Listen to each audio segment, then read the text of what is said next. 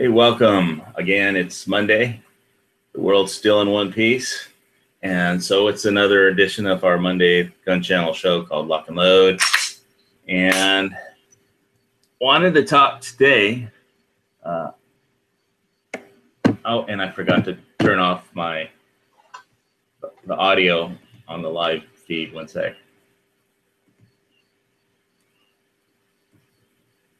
Okay, so now that I'm all hearing one of me without an echo. This first ship I wanted to talk about is the USS Indianapolis CA-35. It's a cruiser. And if anybody knows, I'm just going to ask a quick quiz question. If anybody knows what famous movie that this was the basis of a film of, type it in the chat. See if anybody can guess. You'll be embarrassed once I tell you. I have some hints that I could drop in a minute, though. But they found the wreckage of this ship just the other day. I'm sharing an article from our local paper, our local fake newspaper, West Hawaii Today. You get over there.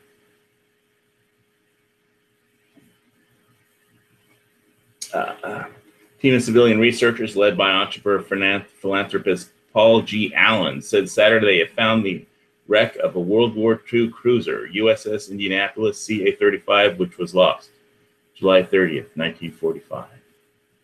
This is a significant discovery considering the depth of the water in which the ship was lost, more than 1,800 feet. 18,000 feet. Correct that, 18,000 feet. The U.S. Navy and Paul Allen said in a press release issued Saturday, around 800 of the ship's 1,196 sailors and Marines survived the sinking. But after 4 days to 5 days in the water, only 316 survived. And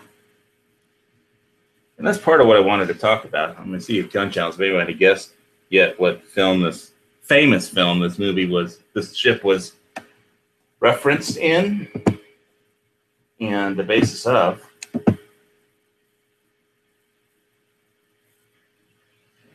Fine, Gun Channels. Yeah, Patrick, I know the answer. Patrick got it. I know you can tell me what it is, Squib. You want me to give away the answer? Yeah, Patrick already got it on Gun Channels. All right, Jaws. Yeah, that's correct. And Robert Shaw had a very great monologue in that film. So it wasn't just about the mechanical shark, attacking a boat at Universal Studios and some interesting film cinematography techniques to make it look real.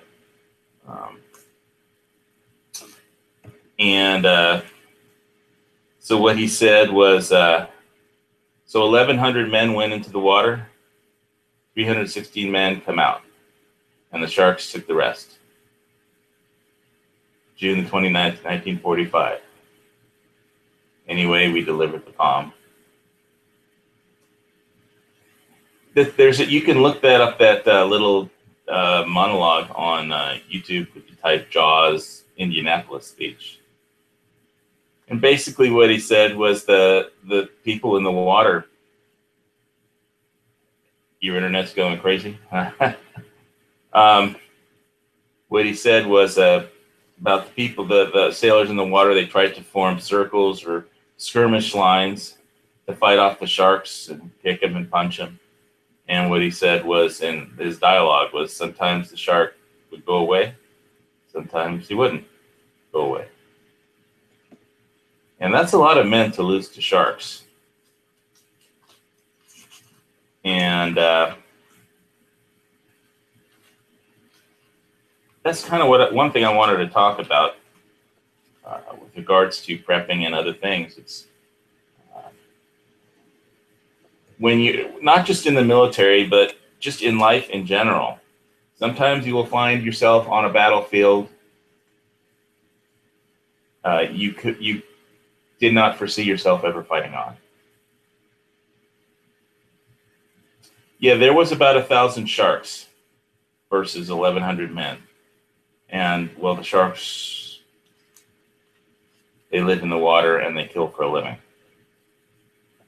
And they were, according to the movie Jaws, it was a tiger shark, very large tiger sharks. And there's plenty of tiger sharks around Hawaii, but really why I thought this was interesting, just for me personally, is sometimes you'll find yourself on a battlefield that you just had no idea that was going to be the battlefield that you had to fight on. And who would have joined World War II, fighting World War II, thinking you would have to fight sharks in the water? Probably nobody. They got hit by 2 Japanese torpedoes. That they might expect. The ship went down in 12 minutes, and they abandoned the ship, and then they had to wait for rescue. And there was some controversy over whether, because of the bomb being delivered, that the parts for the Hiroshima bomb being delivered to Tinian Island, that maybe that's why they didn't get off a distress message. And it took 5 days or so before they were rescued, and they had to survive in the water for that long. And just that is difficult. But yeah, 1,000 sharks against a skirmish line of sailors in the water. I don't think there's any training that could prepare you for that. And, whatever battlefield you find yourself on, even if you can't foresee it,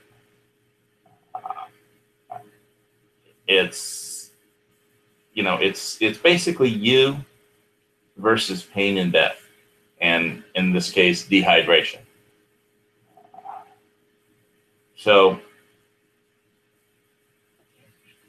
it's just something you can't prepare yourself for, and it just happens, and you'll find yourself fighting this particular battle. So I'm going to see really quick here if Rupan is still with us on the live chat. I see him. Yeah, I'm still here. I got it to work. All right. So I was going to share some pictures really quick. Let me see if I could expand and screen share this really quick. All right. So there's the ship. You can see the 35 on the bow. And this next picture, I have to go back. Smaller. Get the anchor windlass mechanisms visible on the USS. I'm not sure what an anchor windlass mechanism is, but that's what it is. It's the piece that it spins around. It's like the axle that the chain wraps around when you raise it or lower it. That's the thing that has the very rude racist term for it, right? Windlass is a racist term? No, there's another term that we're not going to use. Okay, well, anyway, there it is, 18,000 feet underwater. This next picture, the anchor of the USS Indianapolis. Navy Yard, Norfolk, you can see on it. You can just barely see some of this stuff. Underneath, there's some algae growing on over the anchor. You can see Norfolk Navy Yard clearly. The first picture was from, let me go back there, was from Mare Island Navy Yard in Northern California. This is where this picture was taken after her final overhaul and repair.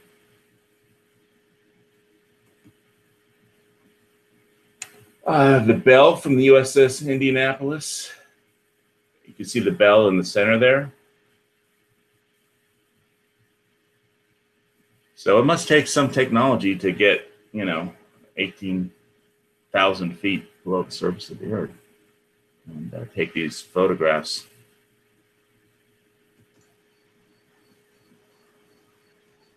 Here's the bow. You see the bow and the number 35.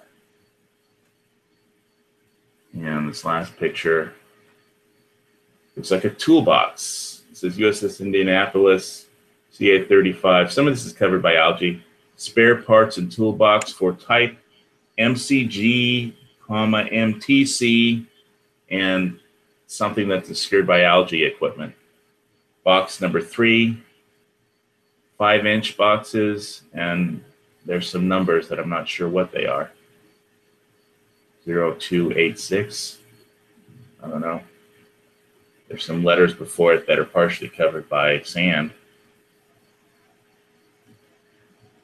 So I don't know how you prepare for this kind of particular, battle when you don't know. I mean, who thought the United States would ever have to spend 16 years and longer in Afghanistan? Not me. And who thought that, these sailors had no idea they would be fighting 1,000 sharks in the ocean off of Tinian. Somewhere in between Tinian and Leyte Gulf. And it's just, my personal battle was in a recovery hospital. And, it was mostly a battle with pain and of a kind that I never imagined possible. But, that was my particular thing. It was its own little weird battlefield. But it's just, the common theme is that, you never know. But you will be fighting on some battlefield that you're probably not prepared for. And I think what pulls you through is the will to survive, determination, and, something to survive for. And so at least it did for me. But obviously, yeah, this was used in the film Jaws, as the motivation for the captain of that little sharking boat. Forgot what the name of it is, but it turned out they needed a bigger boat. I posted a link to that YouTube scene on Gun Channels. Yeah, and that was one of, like, we dropped the bomb. Yeah. Well, we delivered the part for the bomb. Yeah. That's what he said. We delivered the bomb. That's what he said. We didn't drop it. They didn't drop it. They delivered the parts for it. So. Oh, we delivered. Well, they had to maintain radio silence. It was a classified mission, so not everybody knew they were out there. They had to maintain radio silence, so they didn't know that something had happened until they were overdue to come back. Yeah, I think it was a lucky flyover that spotted them, but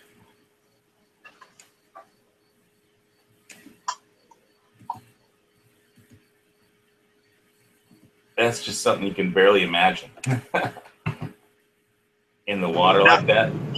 Now, was it 2 torpedoes, or was it one of those Kaitan suicide torpedoes? No, it was 2 torpedoes. It was 2 torpedoes. There was a whole big, controversy over, because they actually brought the Japanese captain of the boat that torpedoed the Indianapolis in for a court-martial of the captain of the Indianapolis because he wasn't zigzagging. But after he died, they just dismissed all the charges. All the court-martial charges went away after the captain died. They didn't. That was like the end of it. But the captain, I know there was a film about that, or I don't know if it was just something on the History Channel where there's actual footage of they had the captain of the Japanese submarine testify in a U.S. court-martial of the captain of the Indianapolis, and I saw the History Channel video on this, and that's why I think it was off air or after chat when we had been talking, and you had shown a picture of like a U.S. fast attack submarine that they were going to name the Indianapolis. I said, I know I've heard that name, and I thought it was about a cruiser, and then it took like a couple of weeks after that for me to remember what the heck it was. And this news article, obviously, that just appeared in the local paper, kind of. Yeah, the Indianapolis was a heavy cruiser. I can't remember what class, but she was a heavy cruiser. CA-35. Probably can't see the picture that I screen shared, but I'll screen share it again just in case you can. Here we go. Looks like it had 2 pretty big three-gun turrets forward. Superstructure forward, a rear superstructure, a couple of smokestacks. And I can't see whether there's a rear turret very clearly. see at least a rear radar set up. But they weren't zigzagging, and they got lined up for a shot. And I think the Japanese captain said he was sorry he couldn't sink it before they delivered the parts for Hiroshima. Obviously, if he was a Japanese captain, obviously felt that was probably his job, was to sink the ship before it delivered the parts, not after. But nevertheless, it was war, and he was just doing his job and defending his country. So he didn't do anything wrong, other than serving, the military that he was in. So he just was doing his duty.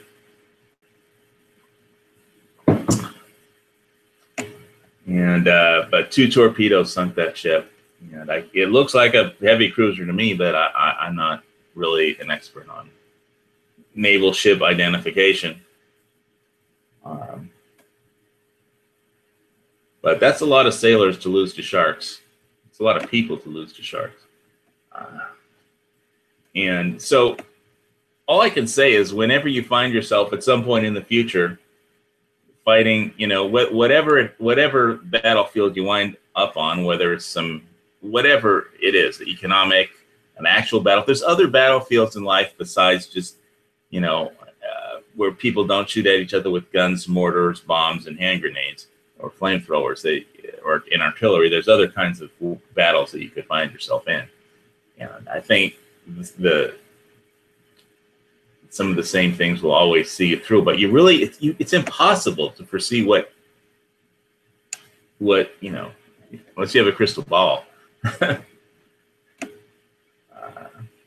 So if you're in a fight for your life, you'll know it. And it's just, so it hit me like, Jaws was a pretty good movie, but that was a good scene. Robert Shaw. And I think everybody remembers him from that scene and Force 10 from Navarone, where he was in with Harrison Ford in that film.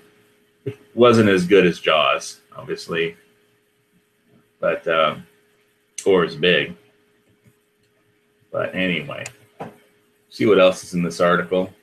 The wreck was located by the expedition crew of the research vessel Petrel, owned by Allen, resting on the floor in the Philippine Sea. Quote, to be able to honor the brave men of the USS Indianapolis and their families through the discovery of a ship that plays such a significant role in ending World War II is truly humbling. Let's see. As Americans, we all owe a debt of gratitude to the crew for their courage, persistence, and sacrifice in the face of horrendous circumstances. Let's see. While a search for the rest of the wreckage will continue, I hope everyone connected to this historic ship will feel some measure of closure at the discovery so long in coming.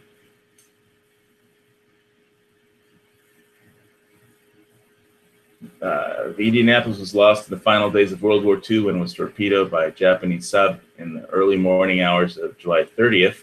The Indianapolis sank in 12 minutes, making it impossible to send a distress signal or deploy much of its life-saving equipment. Prior to the attack, the Indianapolis had just completed the secret mission of delivering components for the atomic bomb used at Hiroshima that would ultimately help end the war in the Pacific. Quote, even in the worst defeats and disasters, there is valor and sacrifice that deserves never to be forgotten, said Sam Cox, director of the Naval History and Heritage Command. They could serve as an inspiration to current and future sailors during situations of mortal peril.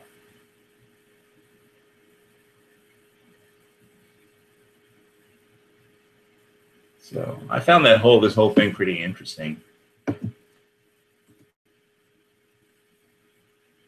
So yeah, I agree. It's pretty cool. Well, not it's pretty sad, but it's really cool to see the photos of the ship now. Yeah, it's like an amazing history. People get killed in war, but usually not by sharks. It's so. But that was just what I found in common. Is it just is find yourself on a battlefield and have to fight, and it was just something that you can't prepare for. So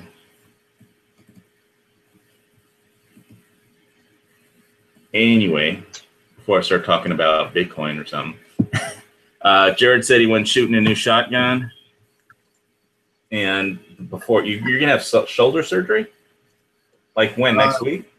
No, I'm going to be going. I'm probably going to need shoulder surgery again because I'm going back to orthopedic at the VA. How'd you hurt your shoulder? Your shoulder. I can't talk. See what a bottle of wine does? At some point I screwed my knee up. I tore my meniscus, and then I screwed my back up. And at some point within that time period, I tore my rotator cuff. And they think that I screwed my labrum up too. So I had the rotator cuff repaired, and now they're going to do the MRI with a dye and see if my labrum's screwed up. How did you mess it up? Just being in the Army. I have no idea. Just being in the Army, you messed it up. Okay.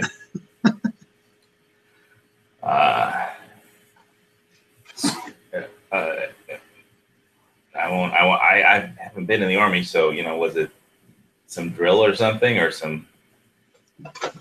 I mean, I screwed my knee up. I tripped and fell in a gulch, and I hyperextended my knee and it screwed my meniscus up. And they kept making me train, and then I screwed my my lower back up, and because I was limping, so I ended up. They told me just to keep taking pills, and then at some point in there, my shoulder started hurting. Yeah, that's just making somebody train when they've got a bad ligament on the bad ligament, just giving them pain pills. That's I guess if you're in the NBA competing for a national championship, then I understand, and it's your last season or something. But if you're just a regular person, I mean, you'll serve longer and be able to serve the military longer if you don't destroy your tendons. Why would they do that when they're having more fun trying to call me a deserter? Well, I understand there's a certain take the pain, kind of philosophy in boot camp and stuff like that. But there's a point where it's past stupidity to if it's training, and somebody's got torn ligament, then just completely destroying it intentionally isn't very smart on the part of whoever was in command. But what do I know? I haven't been in the military. It just seems a waste. So did you anybody see the president's speech on Afghanistan today? What do you guys think? Oh, I didn't see it. I usually get a message on Facebook whenever he says anything. And he gave a little speech on what he thinks we have to do. You see, it sounded like pretty much in for a penny, in for a pound. And the whole nine. A lot of people did sign up. I know people who signed up for the military after 9/11. That was a pretty traumatic day, and people just signed up. They had people signing up, but they didn't have any lack of volunteers for the military the day after 9/11. Oh yeah. Yeah, no, definitely. I was ready to sign up, but I was too young at the time. I was in 8th grade. Yeah, 7th or 8th grade. Yeah, somebody said that if somebody was 2 years old on 9/11, then like today they could join the military, or something. So it's just it was that long ago, and we're still there. And is the if I don't know what the right strategy is. That whole country is just, it's not really a country. It's just a place where there's a lot of local, little township organizations. It's just your only organization is your town that you live in, and that's really it. And the the problem is really Pakistan. Yeah, I know. What? Well, they've got nukes. India has nukes, and they seem willing. It's like they treat Afghanistan like some kind of relief valve for to deal with their internal extremist Islamist terrorist problem. Say, oh, well, go over to Afghanistan and fight there instead of giving us grief, here in Pakistan. And that didn't work out so well. So that they're trying to figure out what the line is between spending another 50 years there, because we spent 16 years already, and preventing it from becoming a terrorist base once again. One of the weird things is if you look at like a parallel of how different, let's say you fight World War II, what I'm getting at is mainly like supply. So just take a look at how different, you were able in World War II to pretty much, you could drive from a fob to the front lines. And that was cool because, those areas were safe. But nowadays we're fighting wars where if you, turn around and do a 360, that area you were just driving down has become a danger zone. I mean, I think that's a problem. If you turn your back on a supply route, it's a danger zone.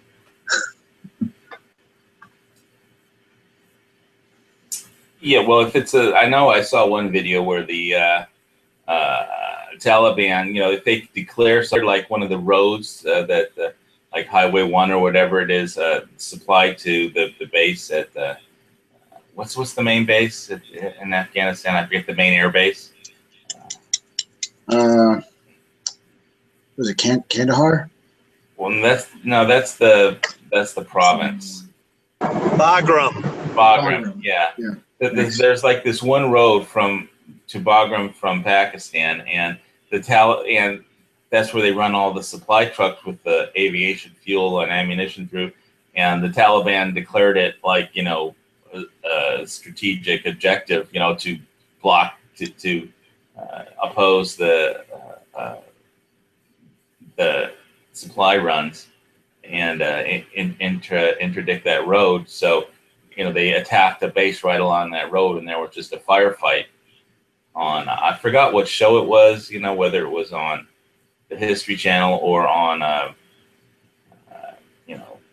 one of those types of shows.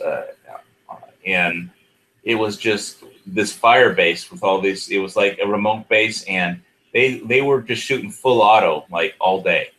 And they were buried in brass by the end of the day, because the Taliban just kept rotating, different combat teams up against the road in the base. And like when the fuel trucks would drive by the base, which is the road just went right in front of the base, the Taliban would shoot up the base, and they would just keep rotating different regiments of troops, and when one got shot up, they'd pull them out and put another one in, so it's like the base was just all shot. The people, the machine gunners, were just buried in brass, and they called for ammo to like the main supply base, and they were like, well, wait a minute, we just like delivered like 10 million rounds to you last week. And it's like, yeah, well, we're out. And it was pretty much an insane fire rate, and I had to tell them, stop shooting so much or stop shooting so fast, and then there was one scene where this Apache helicopter went in and at like, almost ground level, and just like did a 360 spin with all of its guns blazing at like point blank range, shooting at the Taliban until it was out of ammo. And then it, flew off. But it was like, basically, it was like 10 feet above the ground, just spinning in a circle, shooting everything. And it was just kind of one of those insane firefights. And then what was really insane is like when a convoy you know, got shot up. Like one truck full of aviation fuel just pulled over to the side of the road right in front of the base because its tire got shot out, and the guy was trying to figure out how to change a tire or something, and everybody in the base is going, "Get the fuck out of the way! You're in the line of fire!" And you know, it's like, he didn't even speak English, the driver from Pakistan. So, you know, but anyway, I think he figured out to get out because, you know, he was right in this line of fire between both sides who were shooting at each other on the road. And, so it's just really amazing the battlefield that you could find yourself on, you know. So you can't really predict the future. Nobody has a crystal ball, but somehow you have to find the mental fortitude to and a reason to fight to, you know, stay alive. And whatever pain you have to go through is, you know, just part of the deal. If there wasn't any pain, then you know, if there's pain, then you're living, you know. So if there's no pain, then you're not. But, like death is almost the easy way out. At least that's how it appeared to me.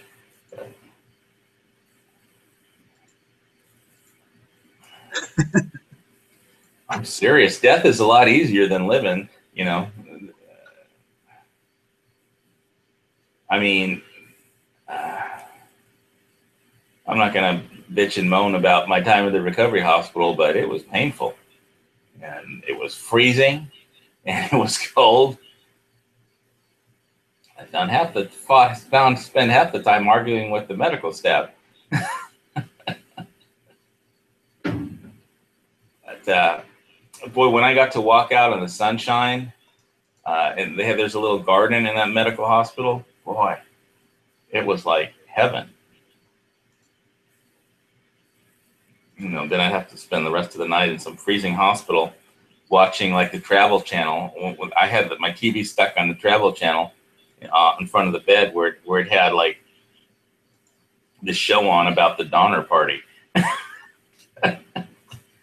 Stuck up there freezing their ass off. It was insane. They were, you know, in the whole thing about the Donner Party and cannibalism, but yeah. Don't ever watch Travel Channel if you're in a hospital, is all I can say. It won't turn out well. It's not all tropical islands and stuff like that. But is Andrew Zimmerman on the Travel Channel still? I don't remember, but the scene that I remember most from from the entire thing of watching the Travel Channel and the recovery hospital was the when they explained how when the rescue party finally came over the pass, there was one of the rescue party was riding some kind of horse, and he was holding up a lantern, and they had dug through, you know, the snow to get up to the top of the Donner Pass, and so he's riding up this path with holding a lantern on a horse, and one of the survivors, this lady from the Donner Party who's barely alive, asked, "Are you from heaven or California?" Because she didn't know if she was alive or dead. She truly had no idea whether she was living or dead. So she asked him, "Are you from heaven or is this California?" And so I could totally relate to that because of what I had just been through. And it was so creepy, you know. Never watched the Travel Channel. Yeah, wow. Yeah, so I could just imagine how those men felt when the PBY came and picked them up, you know, after fighting off 1,000 sharks. I mean, literally 1,000 sharks in the ocean. That's a hell of a lot of sharks. And yeah, once they smelled blood, and it was somebody rang the dinner bell. Oh yeah, man. And the water's the right temperature, and the blood starts flowing. They don't stop. Yeah, like he said in the dialogue, sometimes the sharks would go away, sometimes they wouldn't. And that was a really good monologue from Robert Shaw. And most actors don't get to do that kind of a thing. And there's all kinds of stories about, whether they were drunk or how many retakes he did and whether he got it in one take or, but it came out very well. I think when I used to live with my dad, he used to say that quote like once a month. He used to slip it in. Did you live on the ocean? Did you live on the ocean or? No, my family has owned a party boat business since the late '60s. So, like a commercial, like a fun party boat, you go out fishing on for the day, and we got a nickname for him. We call him Captain Ahab because he's not in the. So is that why you joined the Army? Because you were afraid to join the Navy and have to fight sharks or something? No, my friend's dad was a combat engineer in Vietnam, and he told me stories about Vietnam, and he told me about explosives and booby traps, and my eyes lit up. The story that I was told by my uncle, who did 2 tours in Nam as S2, was that his duty was to interrogate a 7-year-old child who was sent with a shoebox bomb to blow up a restaurant full of GIs. And so he had to interrogate him. That was his job. And so I asked him, well, what happened to the kid when you were done interrogating? And I know what he told me, but I'm not sure I believe him. I mean, he said he'd just let him go. And I don't believe him. Of course, I don't believe my uncle about anything. He's made so many bad decisions once he came back from Vietnam. He was screwed up before he went to Vietnam. And I don't know if he did a second tour just to stay away from his first wife. But it's like that war was just, there were no front lines. You could be in the back. You could be sitting in a restaurant in Saigon and all of a sudden a bomb goes up. And when he came back, I remember my family picked him up at the airport. We took him to dinner. I remember he had his, do they call it cabbage? He had his all of his, on his shirt. What do you call your campaign ribbons? Cabbage or? We didn't call him cabbage. Well, basically he looked like a hero with all the ribbons he had. But I mean, he was an S2. He wasn't fighting on the front lines, but he would always, for years, if he went into a restaurant, he would sit against a wall where he could see the front and the back exit and entrance. And he was just freaked out in that war. He was screwed up before he went into that war, and he was more screwed up after he came back. But I don't really get along with my uncle at all. But I respect what he did. He did it. He volunteered, at least for his first tour. I know for a fact because my family immigrated from Belgium, and he felt he owed the country a debt. For all the freedom that we have here. Which we did not have. My family, at least on my mother's side, they were refugees, from Poland fleeing Hitler, and they were displaced persons after World War II, and it was, there was nothing like having all these, where it's listed. There's no government where it said here are the rights that you have, and it's listed like the Bill of Rights, like we have here in this country, whether or not the court actually. Yeah, courts in the states actually follow the Constitution is a whole nother thing that we fight about all the time. But he felt he owed the country a debt. So I know that's why he did his first tour. Although I suspect his second tour was about his first wife, and I think he's on wife number 5. But I lost track. After wife number 3, I gave up. Trying to even know what was going on. Hey, we got a question from Patrick on Gun Channels. He asked if has anyone seen the Indianapolis movie from 2016? There was a movie in 2016 about it. I remember Jaws, and I remember Nicolas Cage.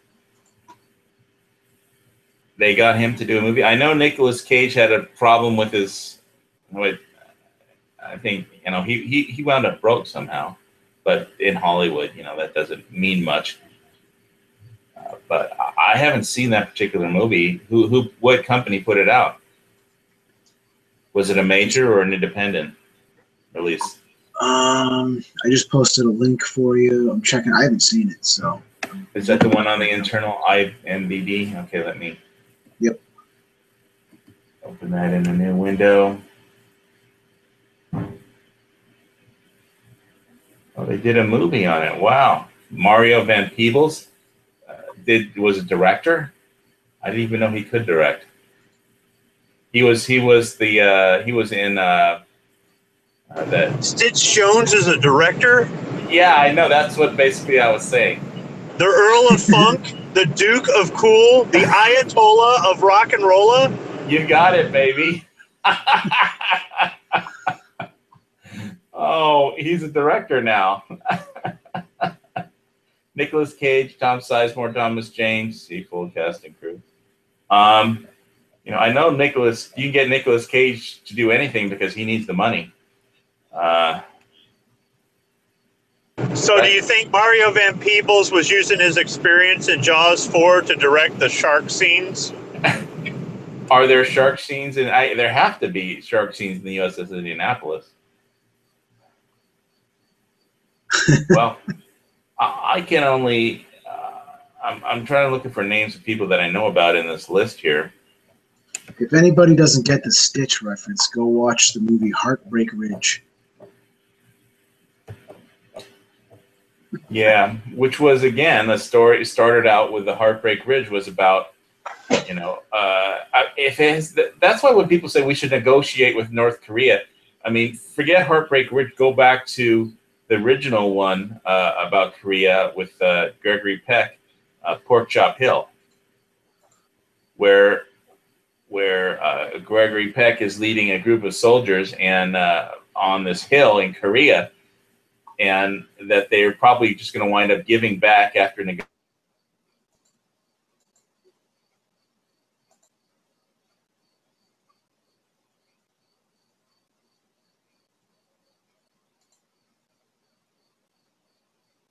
Anyone hear me?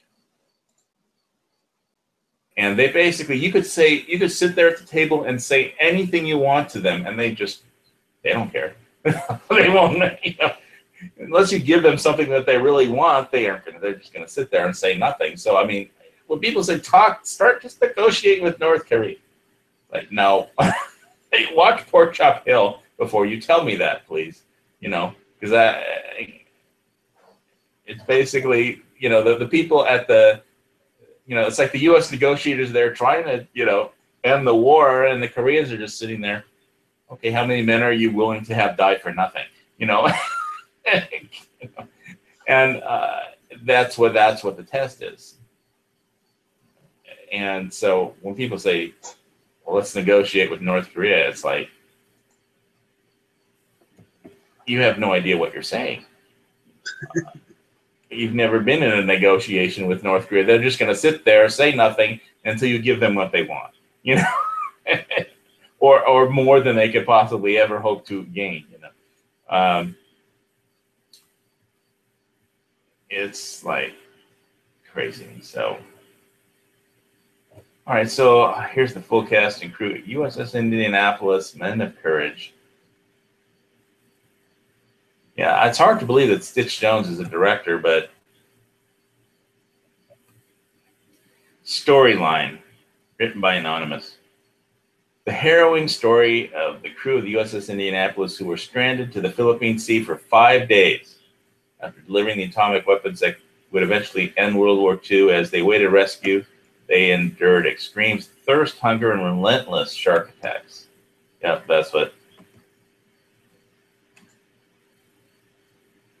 But yeah, you link the or anybody can just search Jaws Indianapolis speech and find that on YouTube. So it's in the Gun Channel's side.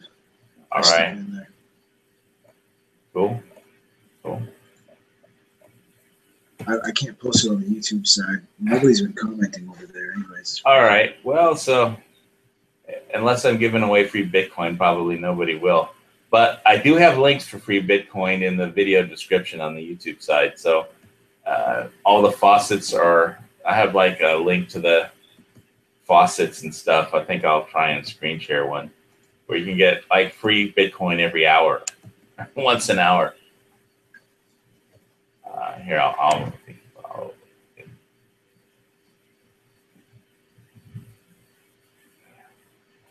I think it takes one more minute before they'll let me do another claim.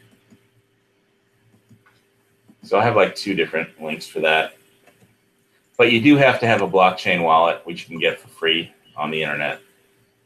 I use Exodus.io. That's where I got my blockchain wallet. Oh, on the Bitcoin front, Genesis has stopped selling Bitcoin mining contracts. All their hash power has been claimed apparently until they buy more computers and install them. You can't buy any more Bitcoin mining power from Genesis. So that's a pretty big news story if you're into Bitcoin. That's why I tried buying some after you posted the video, and it wouldn't work. It just wouldn't let me, and I couldn't figure out why. And wasn't giving me an error message. Really, right after I posted, because I only heard about it today. I don't know. I mean, I tried to buy. I tried doing it with 2 different browsers, and I just kind of gave up. Yeah, well, that's okay. Yeah, you can still buy Ethereum and or Monero, but I don't think Monero is a profitable contract. Ethereum might be.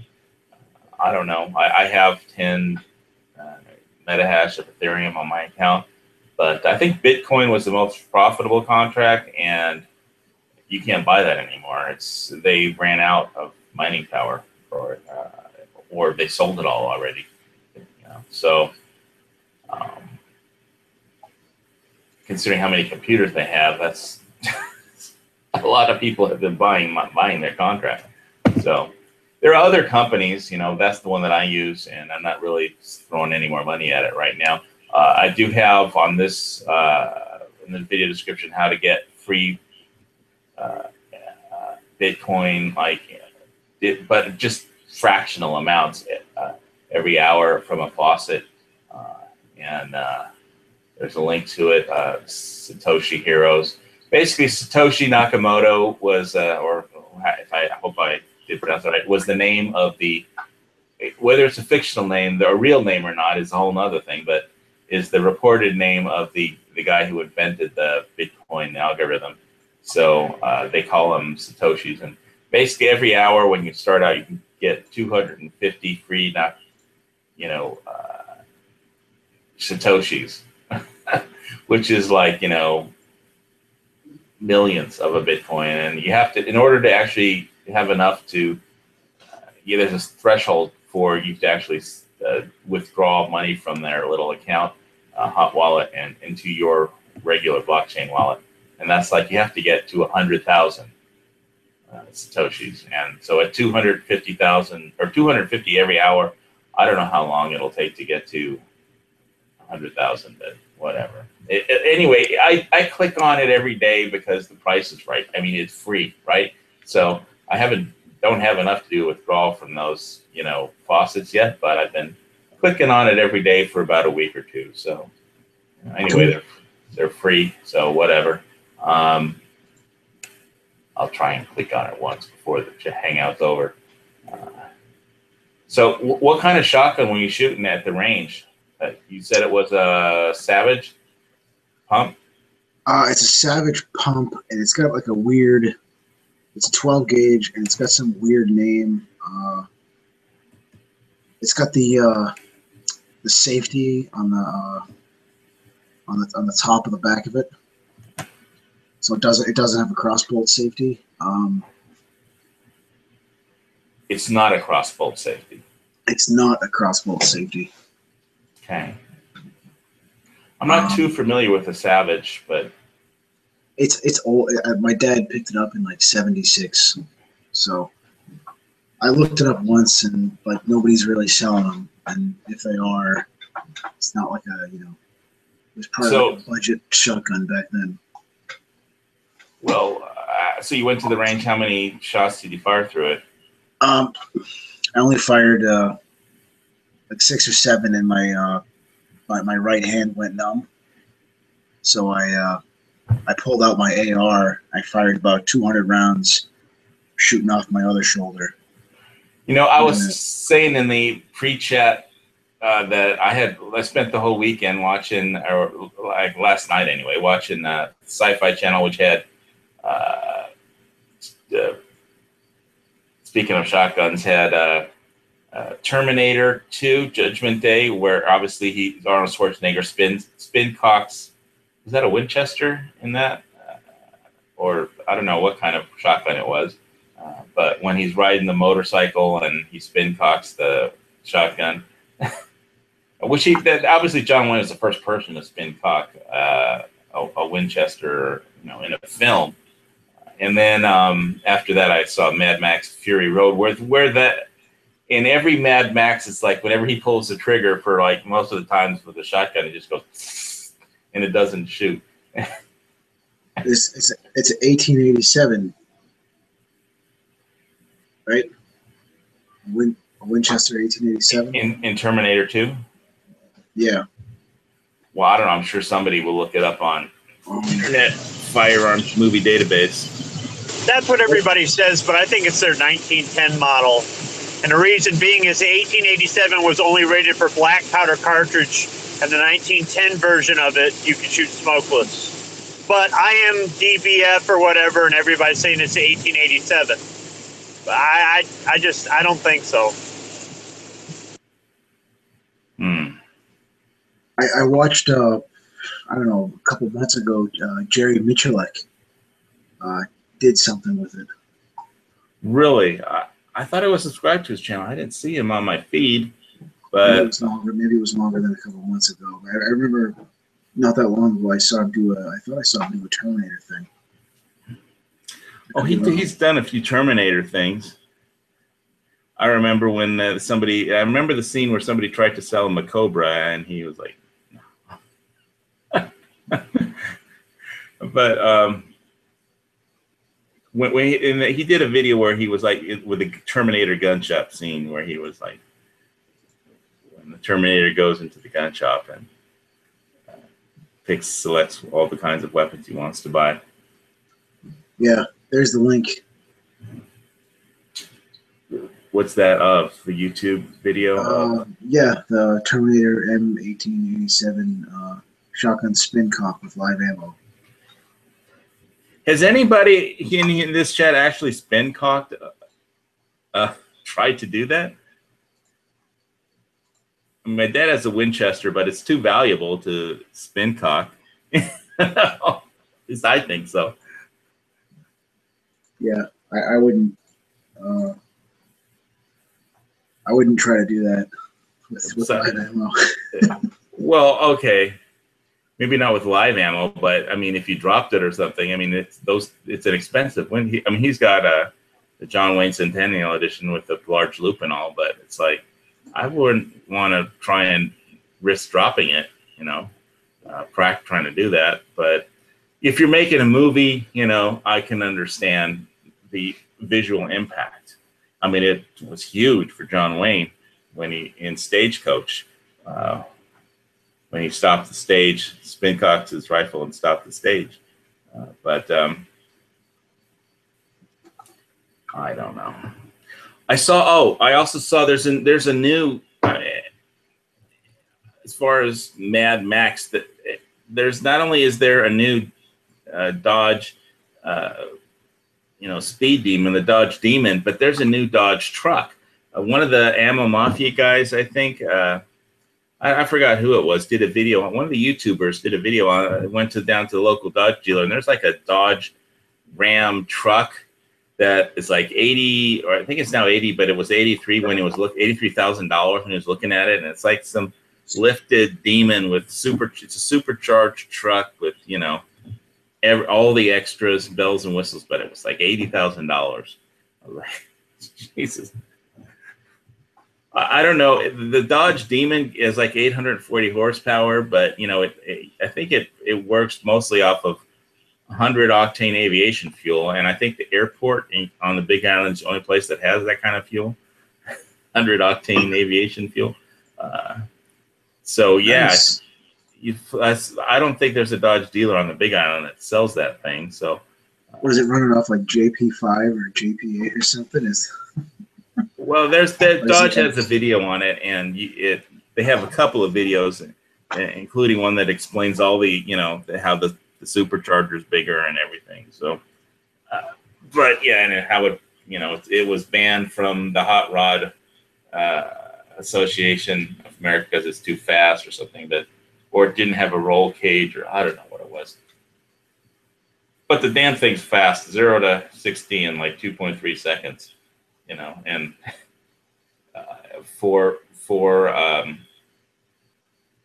point seatbelt harness, and it's like you pull G's when you hit the gas on that thing. And I thought the Hellcat was fast, but it's basically not just a upgraded Hellcat. It's like, they completely rebuilt it. So it's just something completely insane. I mean, there's only one stretch of road where you could actually open that thing up here. And if you're going from the bottom of the volcano up to the top,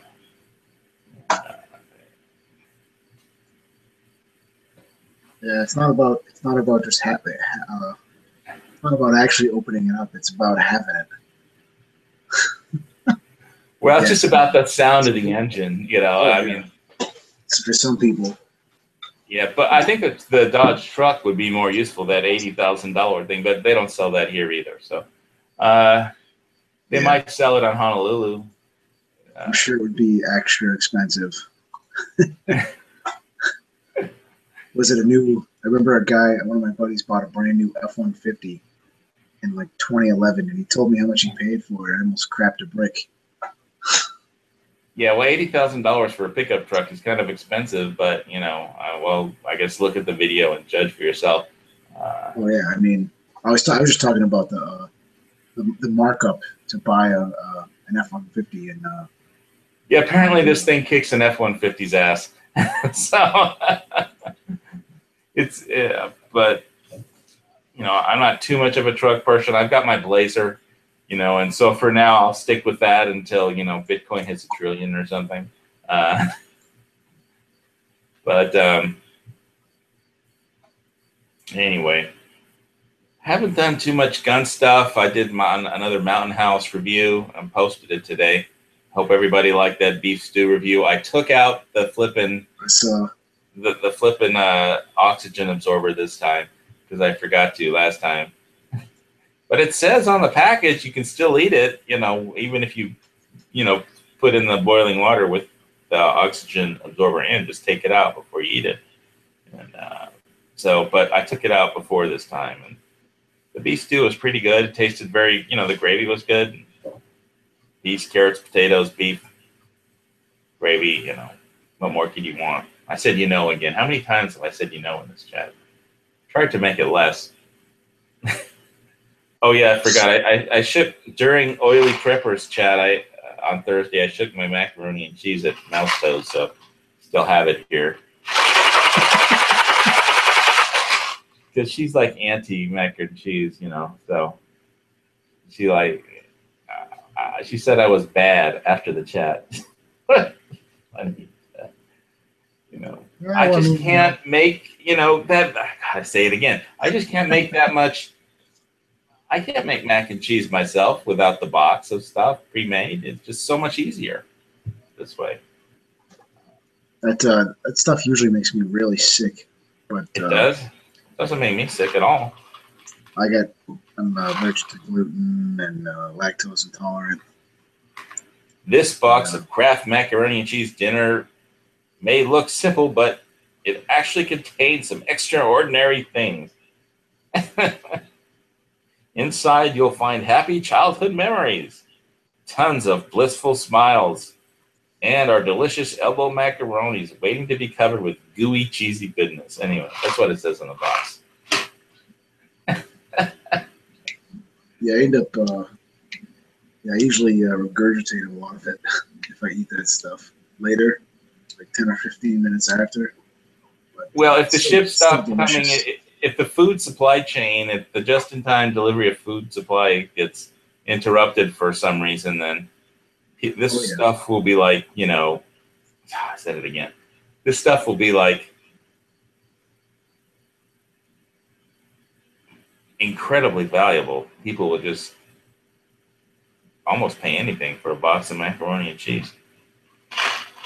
It's kind of like a comfort food, don't you think? People are just used to it. Of course. Yeah, my kids love it. I mean, even if I it really makes you like it. sick, that wouldn't stop you from eating it. No, no, of course, it didn't stop me last night. I mean, I spit up probably a quarter of what I ate after, and I get sick later. But I still ate Well, a that's bowl. okay because you can make more. Yeah, it's definitely a comfort food for me, though. Otherwise, I wouldn't touch it. It's one of those things you got as a kid and you liked it as a kid and you're just used to it. So anyway, I got those 18 case boxes at Costco that they sell there, and I'll probably buy some more for shit hits the fan. But I think Mountain House stuff is better for you and just as good and just as easy to make. Yeah, I've tried two different flavors. I tried the lasagna, and I forget what other flavor I tried, but I liked both of them. Yeah, and it's just buy it now while the grid is up. And hopefully it'll stay up, and if it does, you'll just have some decent Mountain House foods for later on. But the grid goes down, you'll be really glad to have some food security set aside. You can't just have guns and ammo, in my opinion. You need, some other preps too. Some of it's food, some of it's medical. All right, I definitely agree. I wish I had the place for some water. I got to figure out a storage rack. That reminds me, I was going to share with everybody about how screwed things up are in Hawaii. About they brought in another well went down, and they brought in the latest pump they brought in to replace a broken pump came in and it didn't work. So it was pre-broken before it even got here. And the one before that, they accidentally dropped down the aquifer well by mistake. It's like, the government, the Department of Water Services here is so flippin' incompetent. But you can't fire them because they're like government employees. So I'm going to see if I can share that article in the paper. It shouldn't be too hard to find because everybody's complaining about the wells not working. There was a letter to the editor about it, and there was like 30 responses, within an hour.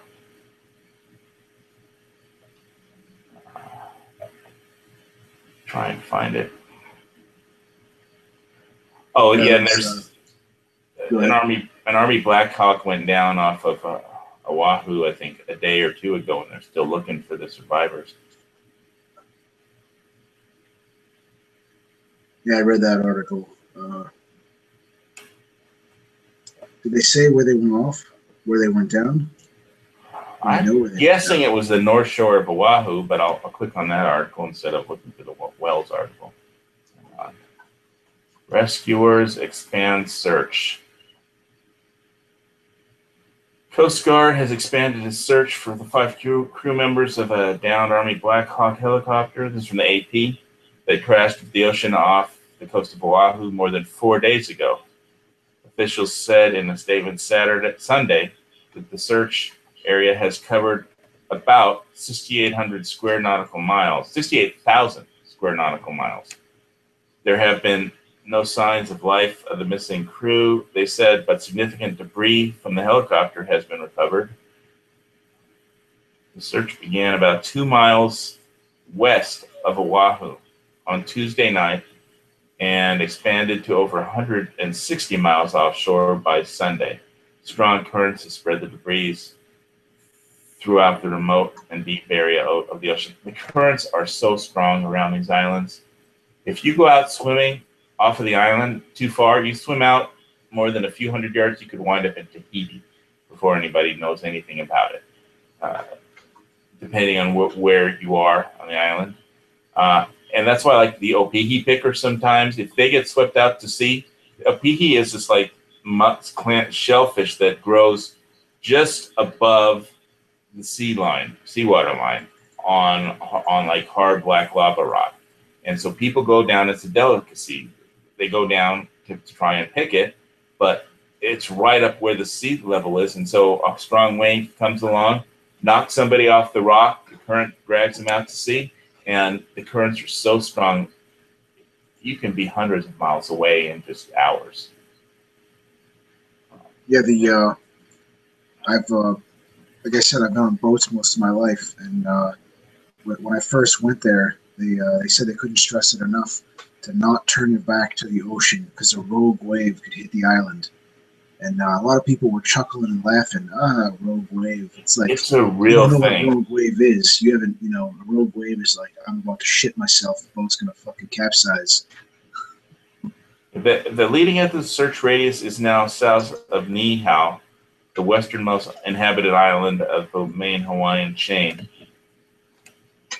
Niihau is an island where, although it's all local native Hawaiians that only live there, it's like almost like a reserved area, national parks. But let's see here. I think I have a picture here. I can screen share it of a response medium boat crew from the Coast Guard station in Honolulu. Try and screen share this if I can. Make it back here. Did they ever find that those guys from the Marine crash? Did you ever read up? Was it a couple years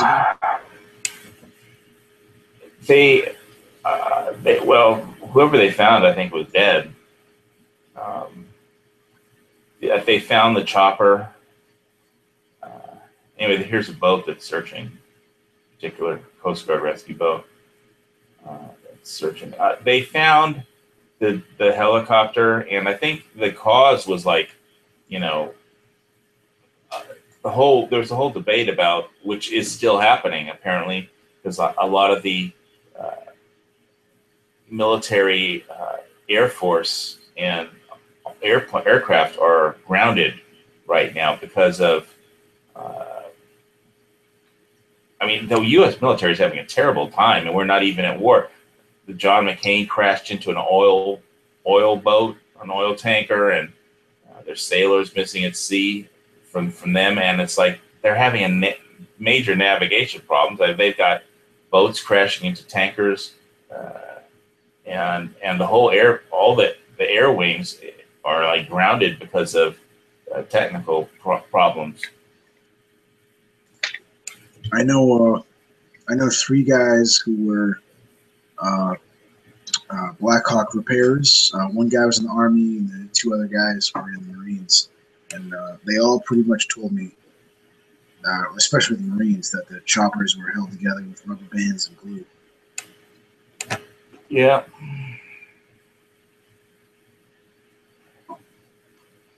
The guy in the Army didn't say it was that bad, but I mean, the Marine guys. That's the families of the dead people, they complain, so it's naturally they complain. And Osprey went down recently, but Osprey's been going down ever since the program started. I remember when I was a kid and they wanted to try and cancel the program because of all the Marine deaths involved with the Osprey. And just keeps on trucking though. Well, they need it tactically. It's a incredible tool as far as being a helicopter and a fixed wing aircraft all in one, and the load of troops and it can carry, deliver to a scene, a combat area.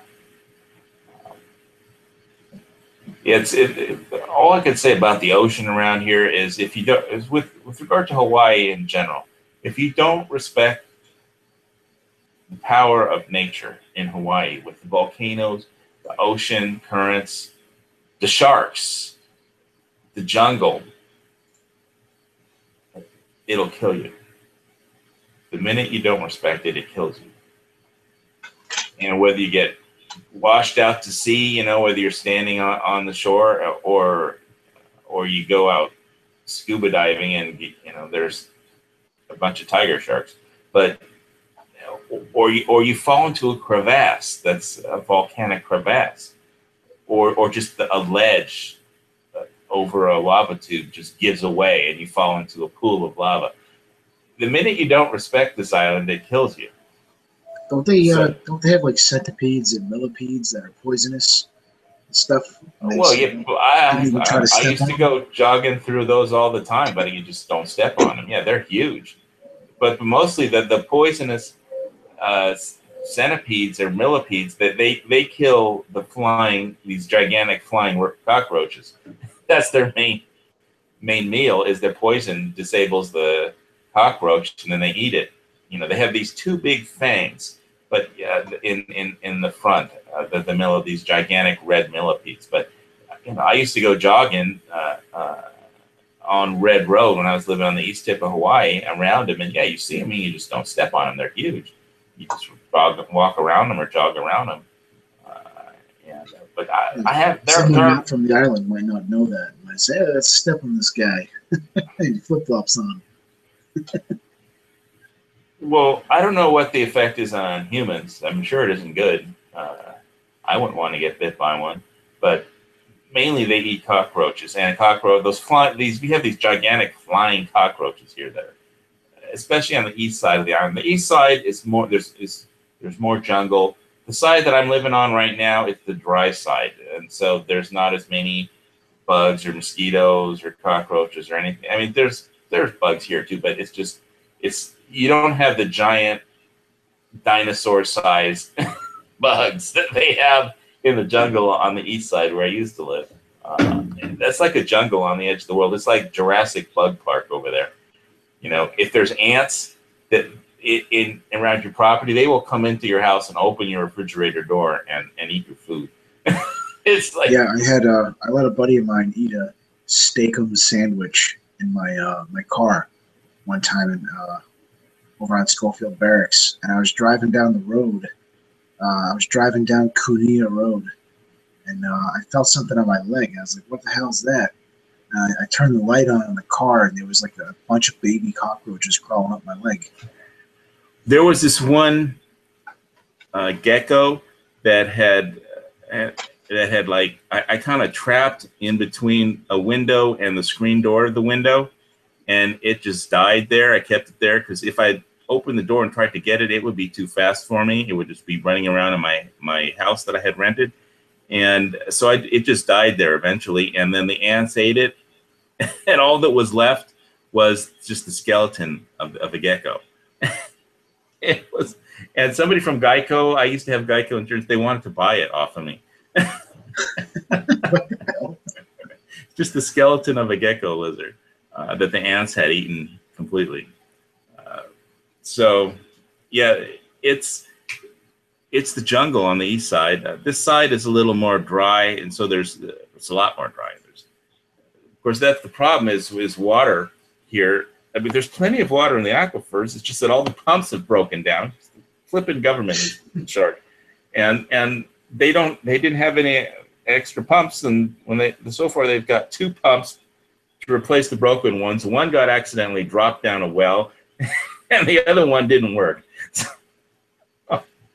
all they do is they have water restrictions. Like they keep telling the people, well, it's not our fault. It's you guys are drinking too much water. Or don't wash your cars and don't irrigate your land or your gardens or your coffee plants and don't wash your cars. Take short showers and don't flush the toilet. I mean, really? Why didn't you guys just buy some pumps? They're saying, well, it takes a year to manufacture the right kind of pump because the wells are like 2,000 feet, below the surface. It's like, so what? You could have ordered it before they broke. Why did you wait so long? They don't want to hear it. And so they're going to have to raise the rates. But I was saying also before in the pre-chat about the problem with the Honolulu Authority Rail Transit HART. It's like a $10 billion boondoggle. They're over budget, behind schedule, and they need another $10 billion to finish it. And so they want to tax all the other islands to pay for the Honolulu monorail. Obviously, the outer islands aren't happy because why do they want to tax us? It's not our rail system; it's on Honolulu. Isn't that like every liberal state though? The state is almost as bad as Illinois. I mean, Illinois is completely broke, and the two questions you have to ask yourself is the one. September 30th, is that the deadline for the U.S. debt ceiling? And are they going to are they going to increase the debt ceiling? What happens if they do? And if they do, are they going to bail out the state of Illinois, who is billions and billions and hundreds of billions of dollars in debt? And what happens if they do bail it out? What happens if they don't bail it out to the state of Illinois? And what happens if they do bail out the state of Illinois to the U.S. dollar? They just start printing money and dropping it on the state of Illinois. Why don't they just sell the state? Hey, Squib. Patrick wants to know why the Navy is crashing into other ships. I would too. I think the Navy wants to know why they're crashing into other ships. I'm trying to think of a creative yet informative response. Give me a minute.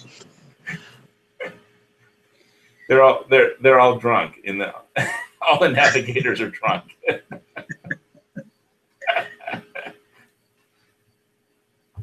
The ship's navigational system runs off of Windows. That's a good one. It's Bill Gates. It's all Bill Gates. Were they using tugboats in the channel they were in or wherever they were at? Google Earth is broken. Depending on where they're at, if they're in a port or going through a canal or something, they have a pilot that's provided by the local government that they have to use and they have to pay a fee for. If it's shallow water, but they're still trying to get it right up to the dock, then they're going to use tugboats. Yeah. Otherwise, I have to anchor offshore and shuttle people back and forth with a ferry. I've seen a video of one of those, some of those tugboats screwing up or breaking while they're pulling like an LNG tanker in and out of the channel. The last time in Pearl Harbor, the hospital ship crashed into the Arizona monument or something. That's embarrassing. How do you crash into the Arizona? I mean, it's not like the Arizona is moving.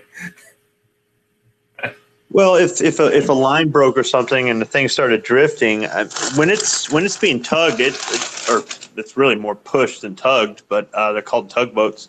It's just being pushed along. It's not using its own propulsion at that time. It's all on the tugboat doing it. So if they shove it one direction and the line snaps and it just keeps going, it's just adrift.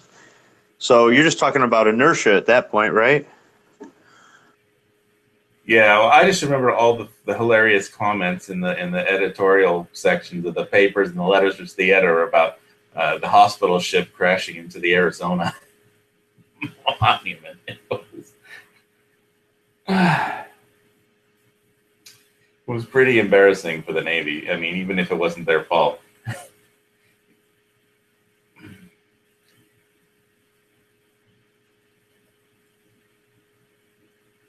But man, yeah.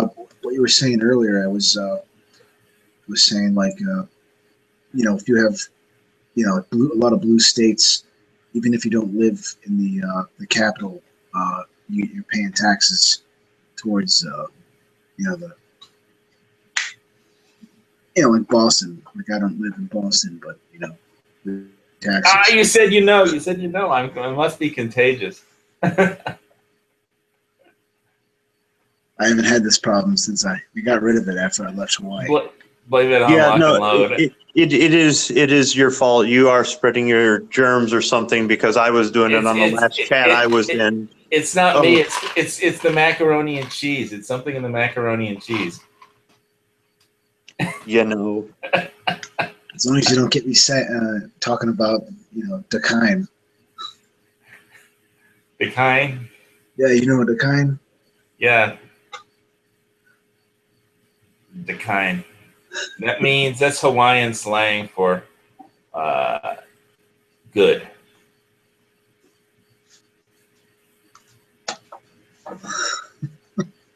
Or primo.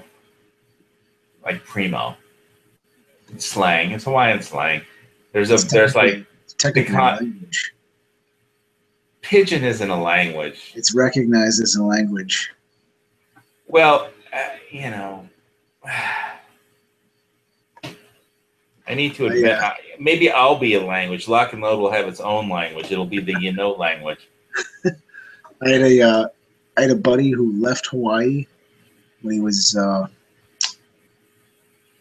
think he was in like 5th or 6th grade, and he moved to California, and they thought he was mentally retarded because he only spoke Pidgin. So they put him in special. When I was at the first day after my open heart surgery, the nurse thought I was retarded because I asked her. I mean, I was in the chair. I was in the bed on the gurney, right? And my chest had been just cut in half. It hurt like heck. I couldn't get up. So I said, well, how do I go to the bathroom? And she thought I didn't know how to go to the bathroom. I was like, no, it's obvious, you stupid nurse. I can't get up. I can't move around. How am I supposed to go, take? It didn't matter because in addition to all the pain, with all the morphine and opiates they pumped into me during that operation, I didn't have a bowel movement for 9 days anyway.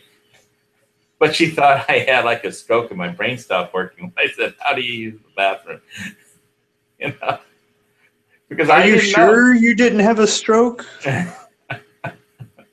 No, it was probably, if I had a stroke, it was probably during like Matt's chat when Yankee Marshall and me were in the same chat room. But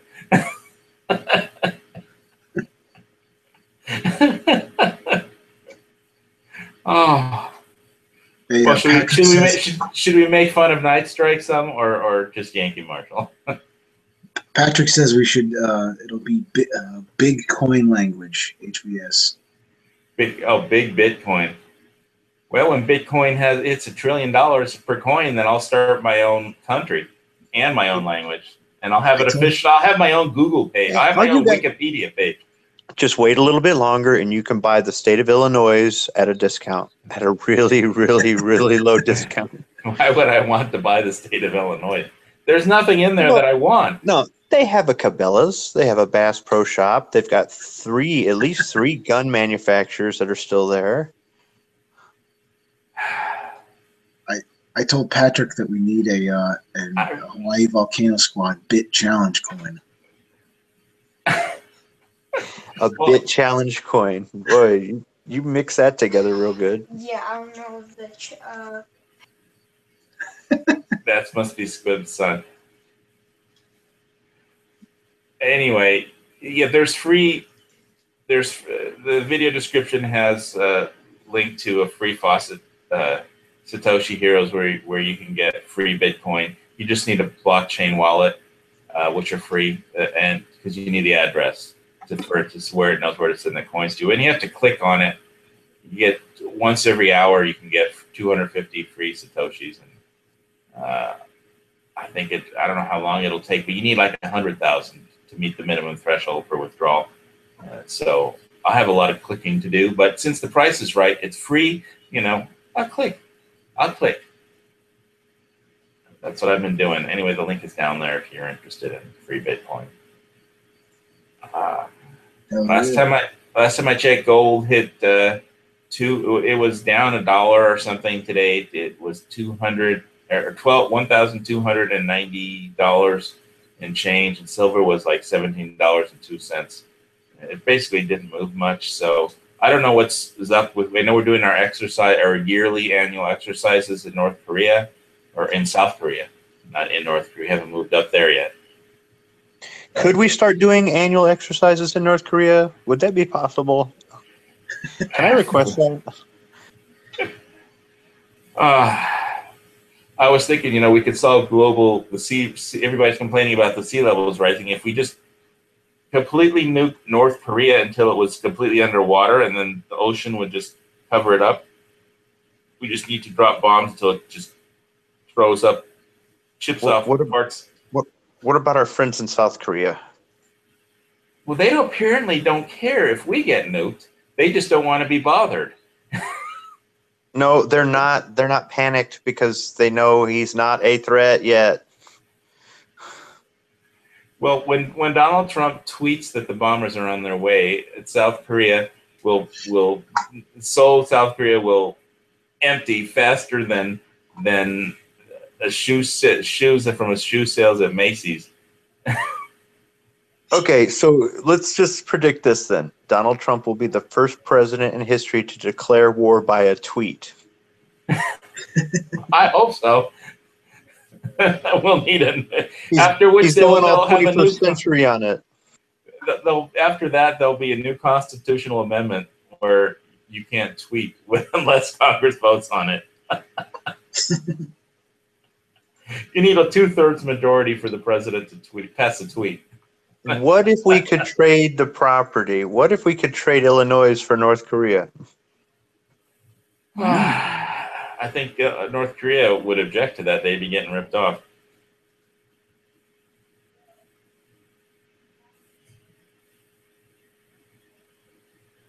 Man.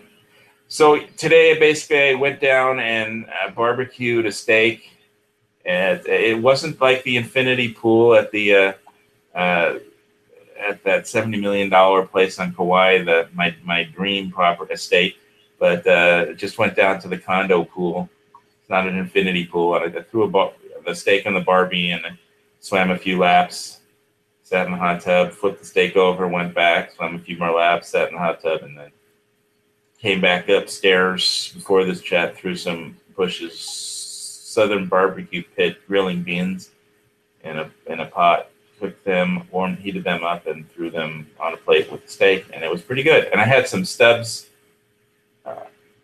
barbecue sauce on the side for the steak. It was. I forget what there was a home grass-fed Hawaii raised beef. I think that's what it was. Sometimes I buy lamb for the barbecue.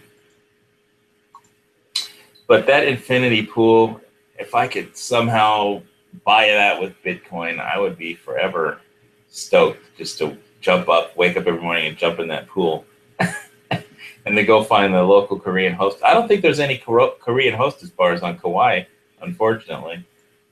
So I'd have to buy a condo in Waikiki on top of that. Oh, yeah. But basically, those hostess bars that you were mentioning, they're all on Kapiolani, and there's one across from there's a section of adult massage and topless bars also across from the Chabad house. But right across the beach from right across the street from the Alawai Harbor yacht harbor there. And Honolulu is a nice place, but it's obviously ground zero for any nuclear war. It'll get nuked first. I mean, with the base there, with Pearl Harbor so close. Buying property in there is just like saying, go ahead and please nuke us.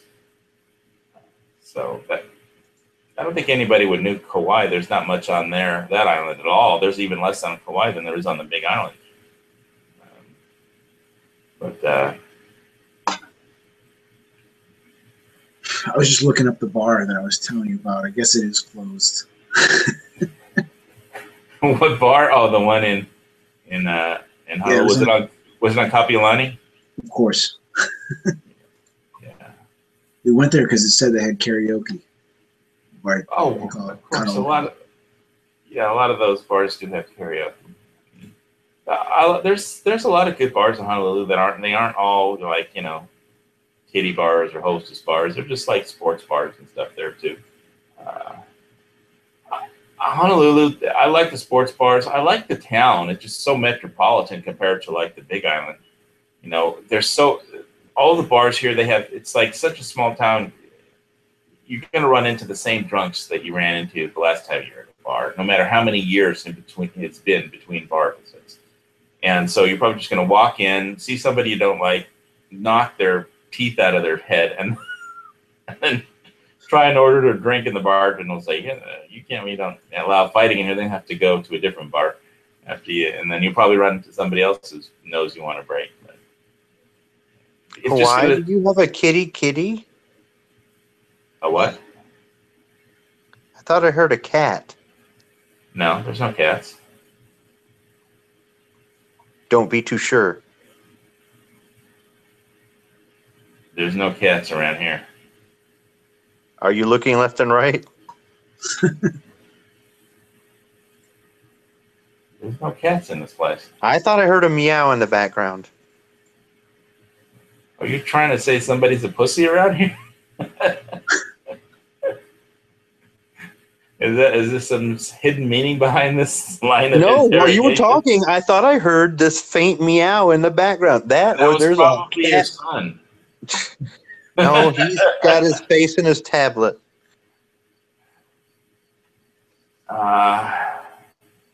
No, there's some Germans next door, but they don't have a cat. It's like a vacation rental, the next door condo. And downstairs, no, there's no cats. There's plenty of cats down, you know, that live here, but not in my condo or in the building. They're just on the condominium property in the bushes. There's feral cats in the bushes, especially. All right, I just thought I heard a meow in the background. No, I don't own any animals right now, and if I got a pet, it would be a dog, not a cat. I like cats, but I'm just more of a dog person. I don't have any cats. Yeah, I'm just more of a dog person, and probably on account of my father, but I just always had dogs when I was a kid growing up, not cats.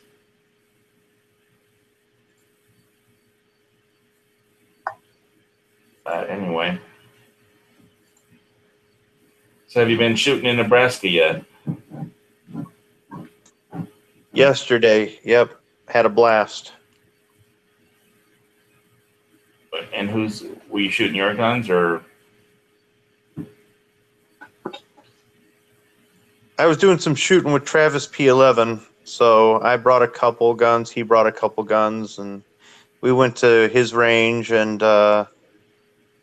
just had a blast.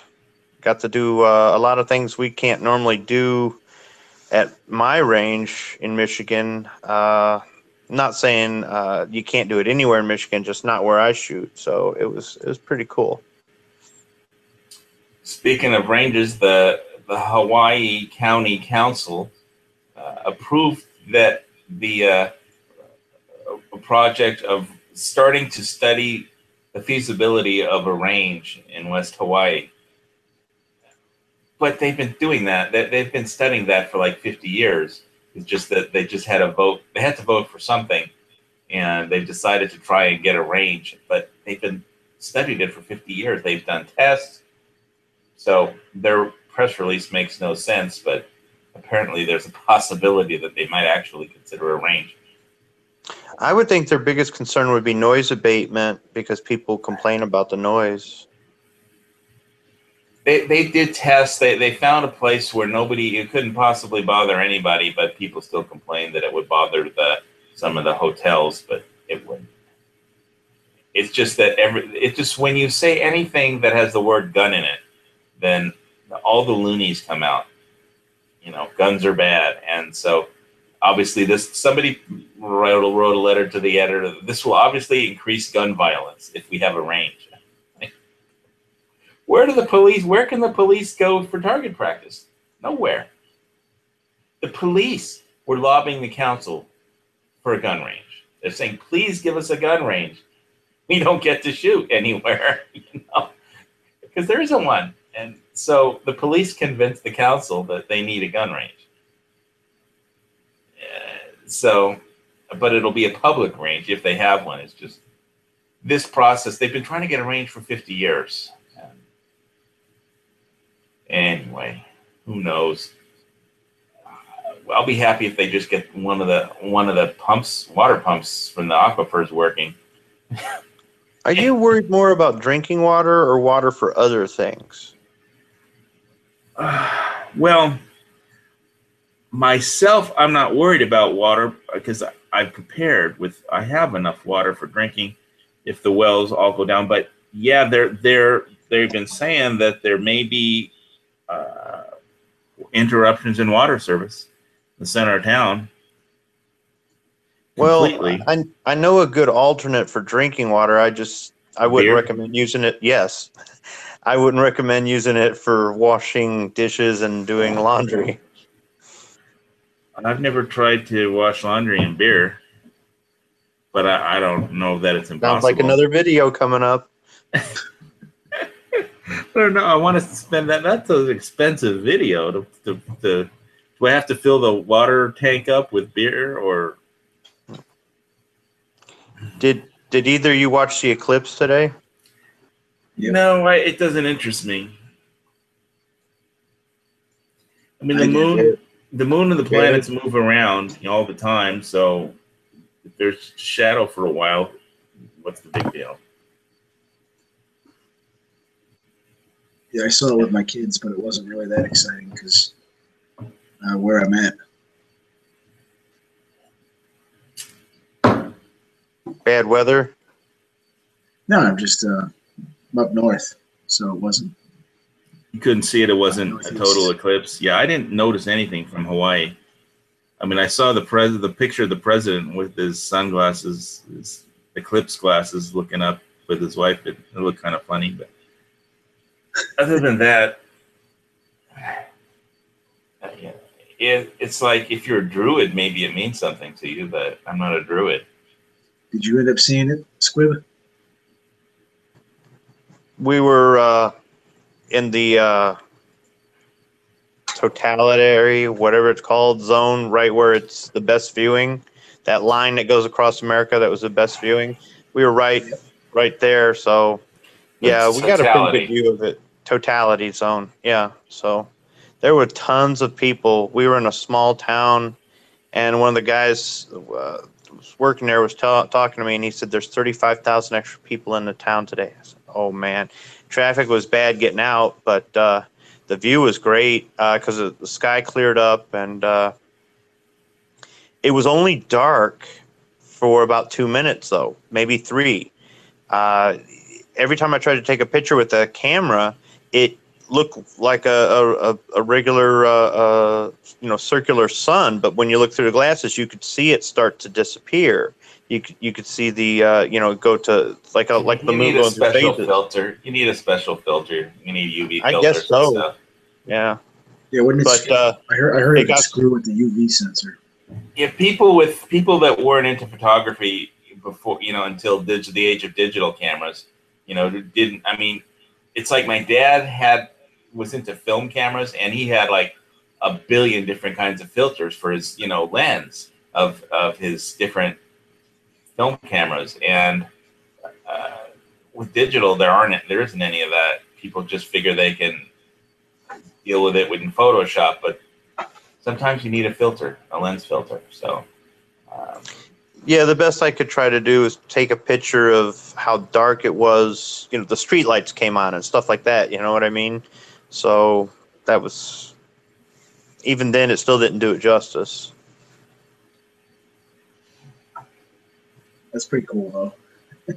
Yeah, you could see stars and nothing was happening. And nothing was happening. You look through the glasses, you can see it crescent, but it doesn't look any different. Then suddenly it just got real dark, real fast. The street lights came on.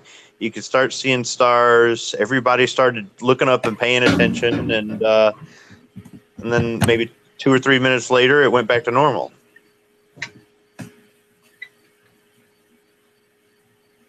I wanted to say hi to John Z Project out there in the external chat.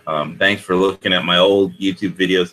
Man, that LC380 video was like my first ever gun video.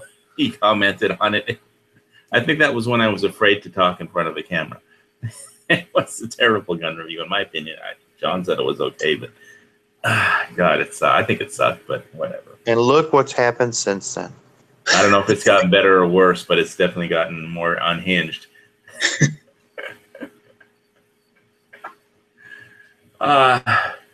you guys see Operation Choke Point? I know that Trump reversed that or something, or is undoing that, or canceling it or something. Yeah, the Department of Justice is stopping it. I guess people are worried it's going to allow more. The people arguing against it say it's going to allow unscrupulous business practices.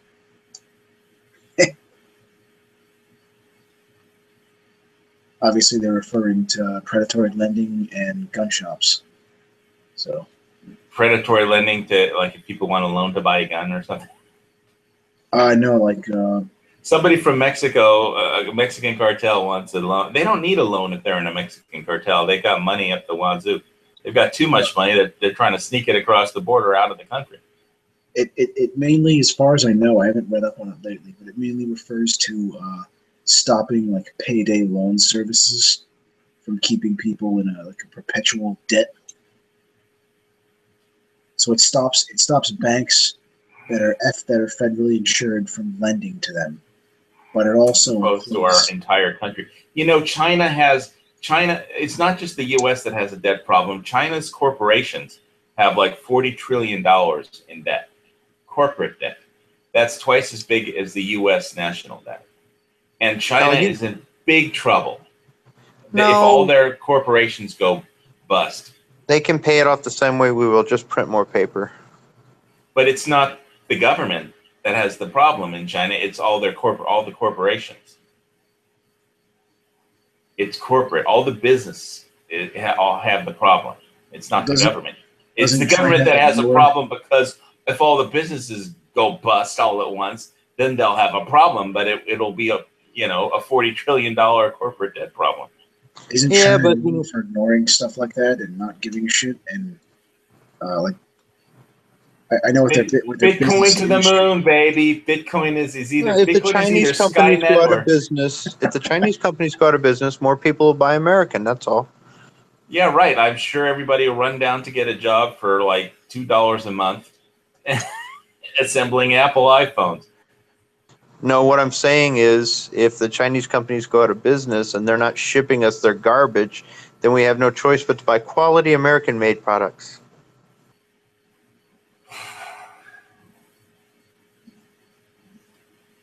You're living in some strange twilight zone where the economic rules don't apply. But then so is the entire planet, so I really don't hold you to blame. Yeah, but I was just commenting on how China doesn't really give a fuck about what is it? I'm having a brain fart. They don't care about anything pretty much when it comes to product likeness. What's that called? Intellectual property rights. Yeah, they really don't give a shit at all in any way, shape, or form. Yeah, a lot of people have that problem. I've heard stories where companies have set up companies over there, put up a bunch of money to buy all the equipment, set the whole operation up, and then that company they set up just completely ignore them. Yeah, well, it's like if you could set up a DVD manufacturing plant and print off 2 million copies or 2 billion copies of Raiders of the Lost Ark and sell them in Asia and not pay any royalties to the people that made the film, then you could make a lot of money. Well, especially if your government is willing to protect you. Yeah, but again, debt is a universal disaster for the world, and it's everybody, all the countries are in debt, all the corporations are in debt, and the countries are in debt, the states are in debt, And equity is an imagined thing, whereas debt is real. So, like the value of your house. Economy now, right? That's the love to politicians love to say we live in the global. Well, I think what's really interesting is that China and Russia are setting up Bitcoin mining farms. You know. Oh yeah. I read an article that banks, or maybe you said it, the banks were buying it up. Yeah, well, we'll see what happens. I got 2 very, very small payouts from Genesis Mining today. My fractional mining. I hit all my faucets repeatedly. Let me see if I can hit one faucet here before, on the air before that. We close out the chat for the evening. Let's see. It's too bad you couldn't like set up a bot to hit the button for you. Well, you have to click on the thing that says "I am not a robot." It's got a captcha on there. Oh, it does. Yeah, I'll screen share this 1 second. This is the site that you can hit every hour. There's a link for it in the video description. That's my Bitcoin receiving address, and so I've got 4,000 Satoshis so far. I've clicked on it 16 times. It's once an hour, every hour. So sometimes you get a picture image challenge. So you click here where it says, I am not a robot. I am not a robot. And then you have to see if they'll give me a video challenge. You click on the parachute. There's one. Hit next. Street signs. Verify. Okay, I'm not a robot. Now hit claim. Claim successfully. Now I have 4,250 Satoshis. I have to get to 100,000 Satoshis before that's the minimum threshold for minimum withdrawal. So I can come back in an hour and click it again. And if anybody wants to donate to Lock and Load, there's the address. So send me your we accept Bitcoin. It tips. Anyway, so that's that. Wasn't that easy? Could you say again what you said? Wasn't that easy? Oh, yeah. Easy as fishing. Easier than fishing. It's like earning points at Bass Pro Shop. Well, is Cabela's or Bass Pro going out of business? Or because I'd seen some article on or some show on Bloomberg, I forget which one, saying that they're having a problem because athletic fashion is going out of style, like where everyone was, running around all day in Athletica wear. I forget exactly what they called it, but in sweatpants, or the girls with their leg warmers, or people aren't using athletic clothes or like sweatpants or running shorts as just casual wear anymore. And they were for a while, that's what was sustaining like Cabela's and Dick's. It was Dick's. So, are you saying I got to throw out all my spandex? Yeah, and buy some more because they're going out of business. And I know the Ammo Mafia was big into Dick's. They have done so many Dick's runs, and they had all the Dick's codes and Dick's coupons, and they did so many ammo runs to Dick's supporting, because just when their ammo selection sucks, their ammo prices suck. If you know when the sales are, or when the 10% off, or what all the price matching is, because the Dick's would price match against like Walmart or anybody or Cabela's or anybody else, because in between, if you have a 10% off coupon and they price match, then that's how they got ammo for cheap from Dick's. And there's like a million videos, and if you just type Ammo Mafia Dick's on YouTube, you'll see how they did it. But these are the guys that buy ammunition but never shoot it, right? They shoot it, but they meant, yeah, they like shooting. They like guns, of course. Why wouldn't they shoot it? It's just that they like making videos of buying ammo for dirt cheap. A lot. I don't have that problem because I reload. You reload 22? 22 is for squirrel hunting, plinking, and training. Otherwise, go centerfire, man. Right. Well, I'm not a big 22 fan, but I know the guy that runs the ammo mafia has over 1 million rounds of 22 in his garage. So more power to him. If that's what he likes. He likes just going and buying it. And yeah, he could flip it for a lot of money during the ammo crunch. And in which case it was just capitalism, pure and simple. But he likes just having his garage full of 22. What's wrong with that? I don't personally shoot a 22, except for when I'm at my dad's place, because he's got that GSG 1911 GSG 22 and 22 LR. But I definitely don't shoot 22 out here where I live. So my dad has a 22 because he likes shooting it, and there's less recoil, and he has arthritis, so it's a health issue. So God bless him, he can shoot what he wants. He got bigger cal. He's got a 626, and he can get all the muzzle blast that he wants if he's so inclined.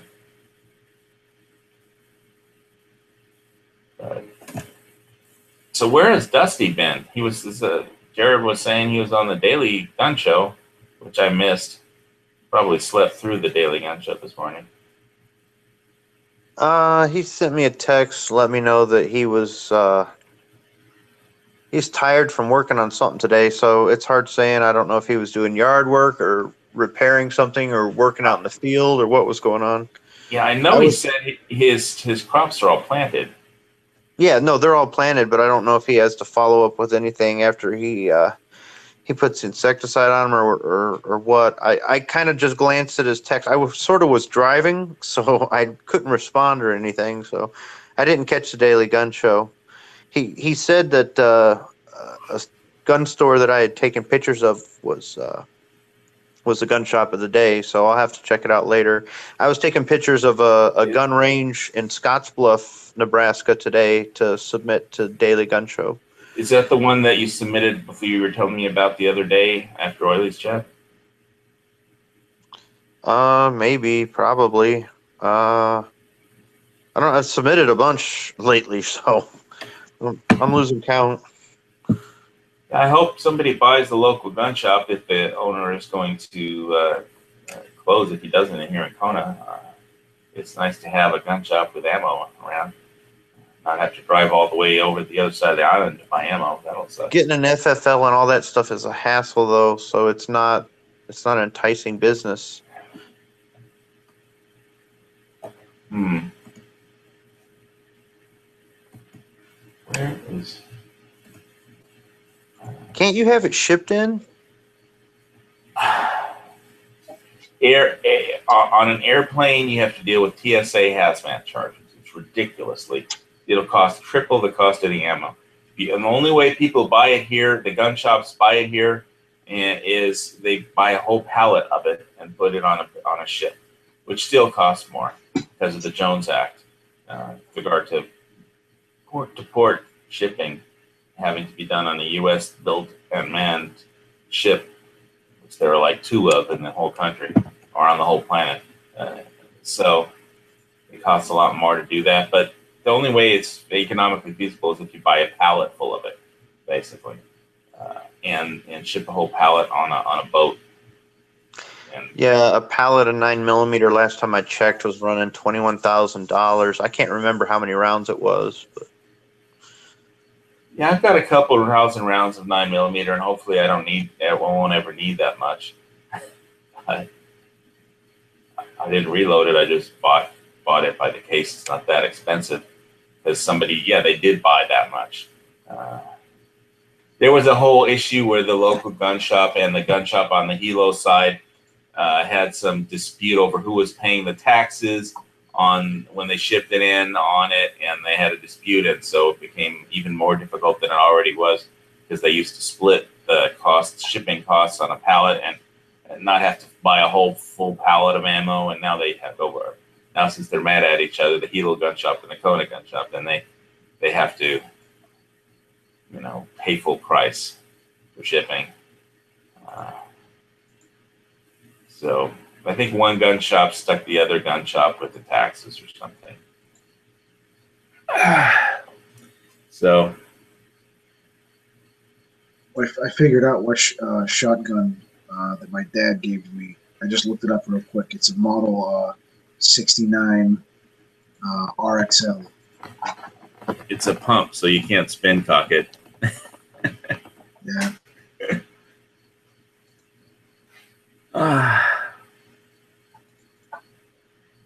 Yeah, I did watch, like I was saying, I did watch Terminator 2 last night, and then Mad Max Fury Road on the Sci-Fi Channel last night.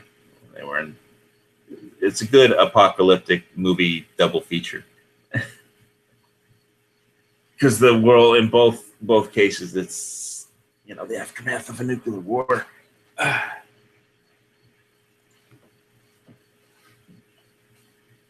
So did North Korea say they're going to just wait to see how the exercises go and then decide after if they're going to nuke Guam or something stupid?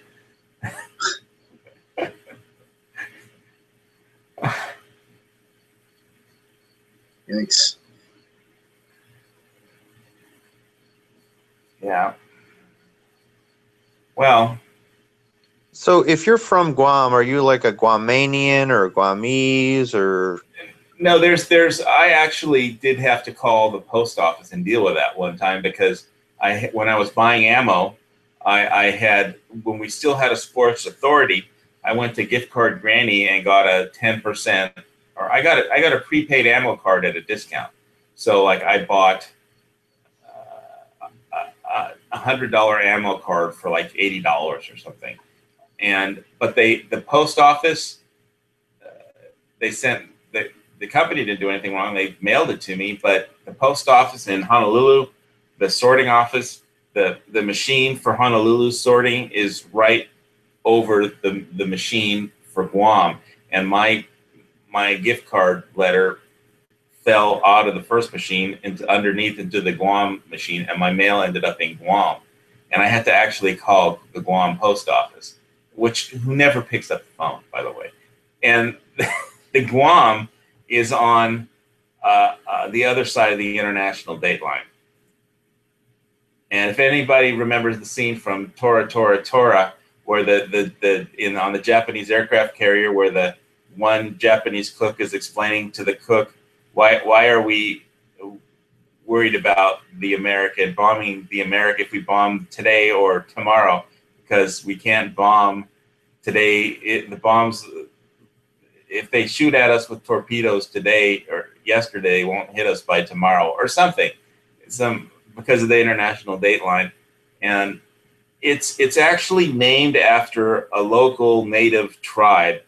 That it's not Guamanians. There's you can look it up on Wikipedia. But the Guam area, there's an island. I forgot what it's called, but there's a local tribe that when they did all their politically correct Native American Indian tribes, basically there's a local tribe of islanders. I don't know if you call them, they're just islanders from a different island, and they have their own language, and basically the whole it's actually it's basically the time zone is named after them.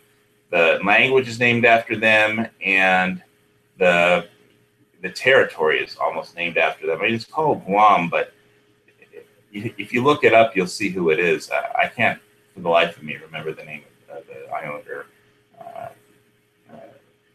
tribe, or whatever you want to call it, the native tribe, for lack of a better, more politically correct word. I apologize to anybody who lives around Guam. But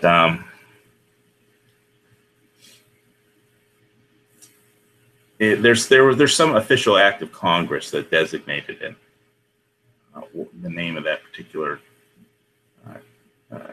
time zone, and but I had to call them, and nobody ever picked up the phone. But I did eventually get my demo discount card for Sport Authority, and I did a video buying it, and so I saved 20% off of buying ammo that way with a gift card from Gift Card Granny. And it's hard to get it because I was so jealous of the ammo mafia. They always get such great prices, which we cannot get out here in the island because they're on the mainland, and they just get. I mean, Walmart sells there. Walmart does not sell ammo here, but there they can go to Walmart. They can price match up of Walmart with Dick's, and plus they have all the 10% coupons or 20% coupons, and in between the price matching and the 10% off plus rewards points that they would get, they just paid almost nothing for their ammo. It was just amazing how cheap they got it. It was like almost made reloading pointless because they got it for cheaper than your reload cost. Wow. Yeah, they have some amazing videos, the Ammo Mafia, of how cheap they got it, but I can't do that. So that was as close as I could come to getting a discount. The Sports Authority used to have reward points on the Sports Authority card, but they went bankrupt. Obviously, they no longer exist. I mean, in between that and the buying the gift card at a discount of the face value of it, I was able to save a few bucks. Now, Sports Authority is closed, and we just have like the one local gun shop left. But I have so much ammo right now; it's crazy. So. I mean, it's not crazy. I mean, the ammo farm on Mad Max Fury Road, there were 3 war parties chasing the war rig with Imperator Furiosa driving and Mad Max on the war rig. One was from Ammo Town, the other one was from Gas Town, and the other one was from Oil Town, and or the was it Ammo Town, Gas Town, and from the Citadel. Where they came from. So there were 3 war parties, plus the guys on motorcycles that Furiosa was, the motorcycle gang that Furiosa was trying to do a fuel trade in exchange for safe passage with, who complained about there were 3 war parties headed right for them. But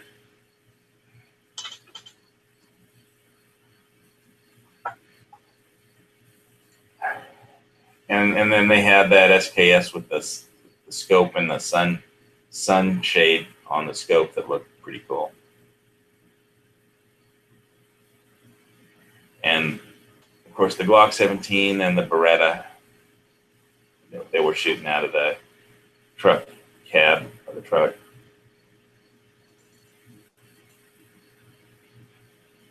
Yeah, John says you can never have too much ammo, HVS. Yeah, I know. I got a lot of it, but I was trying to diversify to gold, silver, food preps, like canned food, freeze-dried foods, and some Bitcoin lately. I like to just diversify everything. Because like I said, you never know what the future battleground will be. And whether it's an economic deal or whatever it is. Like if you're in the ocean fighting sharks, you'll probably wish you had a spear gun. Of course, if there's 1,000 sharks, I really don't think that'll help.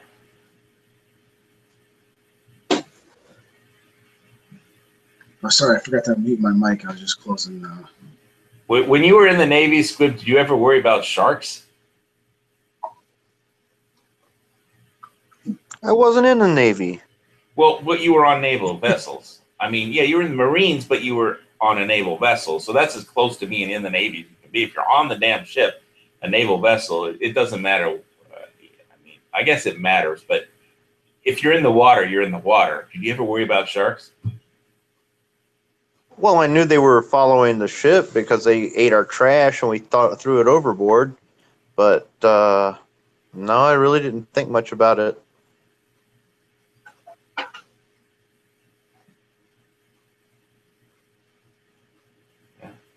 Well, Okay. You're on next an island question. surrounded by sharks. Do you ever think about it? Sometimes. Matter of fact. Not like there's going to be one in your pool. No, but if I walk down to the ocean, there'll be one. Where's my shark pictures? I have some shark pictures. My download folder. Sharks are delicious, man. I've never found shark that delicious myself. I think I tried it once. Tastes like a beefsteak to me. It wasn't kind of too rubbery for you. I mean, I prefer tuna.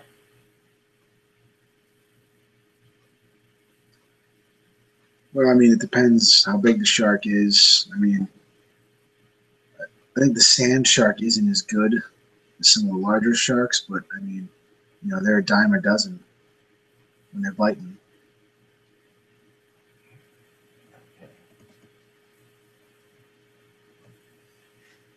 Let's see. Once you boil the sand shark, it flakes.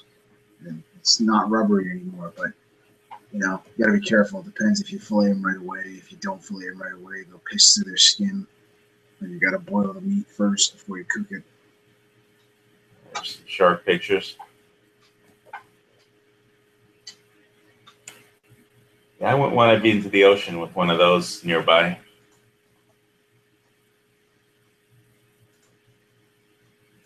I know people that say they don't worry about these if they're if they're diving or snorkeling, but they would worry about it if they were on a surfboard because it looks more like a seal outline to a shark.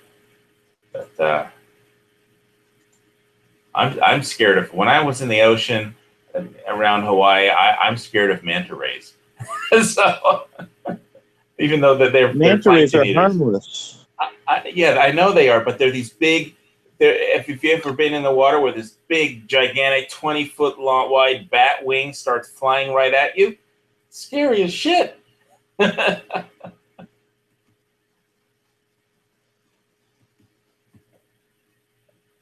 I know these aren't, but it's like a giant manta ray. It's just flipping huge, and I know they eat plankton and not people, and they don't even have teeth, but. A manta ray is just huge. It's like this gigantic bat wing. One time I saw one coming at me, and I just turned around and went the exact opposite way. I didn't stay to look at it or anything. I mean, there's ships that take people out at night around here. Manta ray, manta ray tours are a thing. They'll shine the lights in the water, so all the plankton gather to the spotlights at night, and then all the manta rays will come up and do loop-de-loops in circles, loops into just they're like upside down doing loops and stuff, just eating up the plankton that the spotlights are attracting, and then people will dive in around it and they sell tours for that. And it's just, but when I wasn't on any tour. I was just swimming off a two-step beach, and it falls off rather rapidly, and the water is very deep, and I could see this huge manta ray. And I was like, I'm out of here, man. I mean, these things live in the ocean. You don't. What is that sound? Apparently someone's shooting off fireworks behind me. Okay. Maybe that's what Squid thought was a cat. That's why it's the first time I've heard it, but I mean, I heard a little something earlier and I closed the door.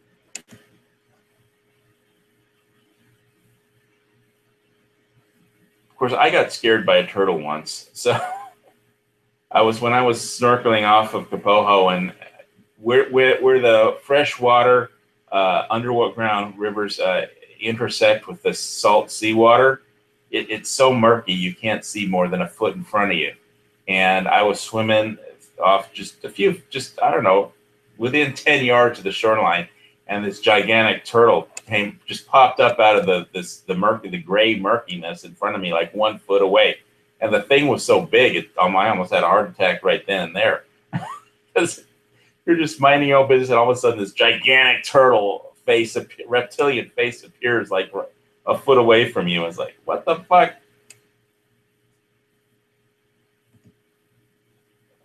I found the pictures that I was looking for on Oily's show about the septic tank. I don't know if I screen shared this before, but it's as funny as hell. I was outside of Costco and this septic truck that pumps out septic tanks was there, and it just was so funny the advertisement painted on the door of the truck. Let's see if I can open it and screen share it.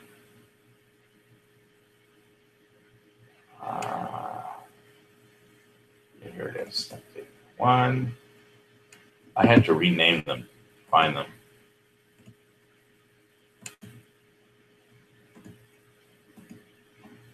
Can you read this?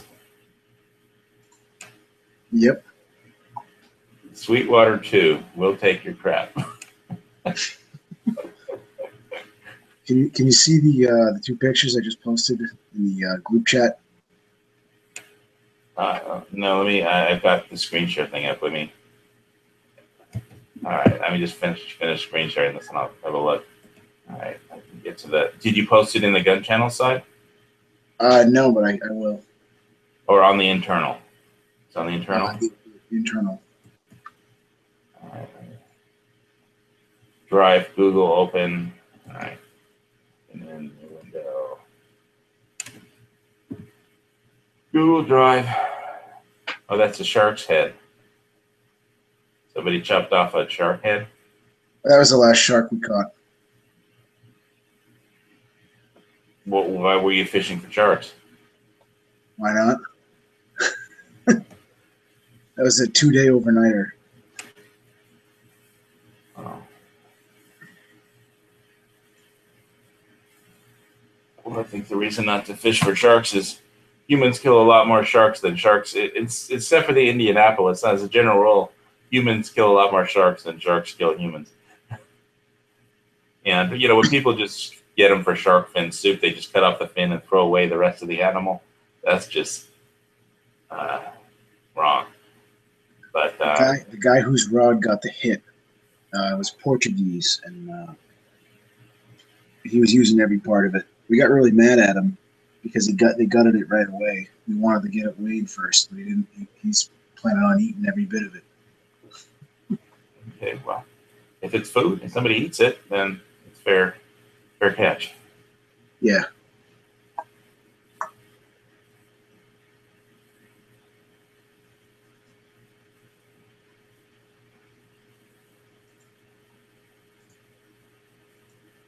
It's one of those apex predators. The ocean needs it, but obviously, what happened to the Indianapolis crew was a very rare and strange battleground. It had to be some fights you just can't imagine until you're actually in a fight like that. Men versus sharks in the water. It's just 1,000 sharks versus 1,100 men.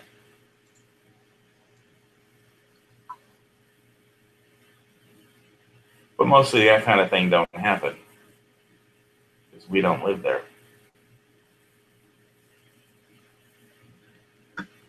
And most people don't want to go fishing for sharks either, at least from my experience.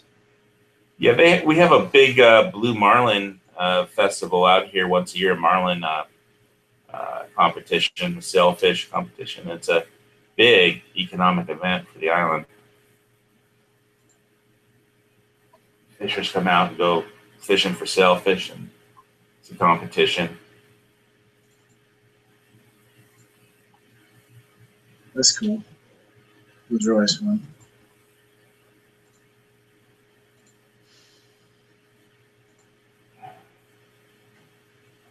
So that's just the head. Yeah, well, I mean, the rest of the shark's there, but they gutted it. It was like a 500-pound shark. Wow. Yeah, how long is that? How long is that? How long was it? No, maybe it wasn't 500 pounds. Oh, man. I think it was at least 4 feet long. 4 feet. It had to be. I mean, it was a friggin'. We had 11 gaffs in it. Was it a bull shark or a sand shark or what was it? I I mean, 4 feet isn't that big of a shark. Yeah, and maybe it was long. I mean, dude, this happened. That's why we were pissed because they gutted it, so we didn't get to weigh it. And So you're just estimating. I don't even think we. I'm just totally. This was like 12 years ago, so I'm trying to.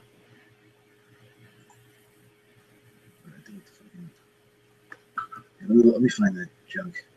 Take a quick look at gun channel, see if anything's happening over there. If I go to the picture, I might have more. You know what I mean? I don't know why they don't have very many desalinization plants.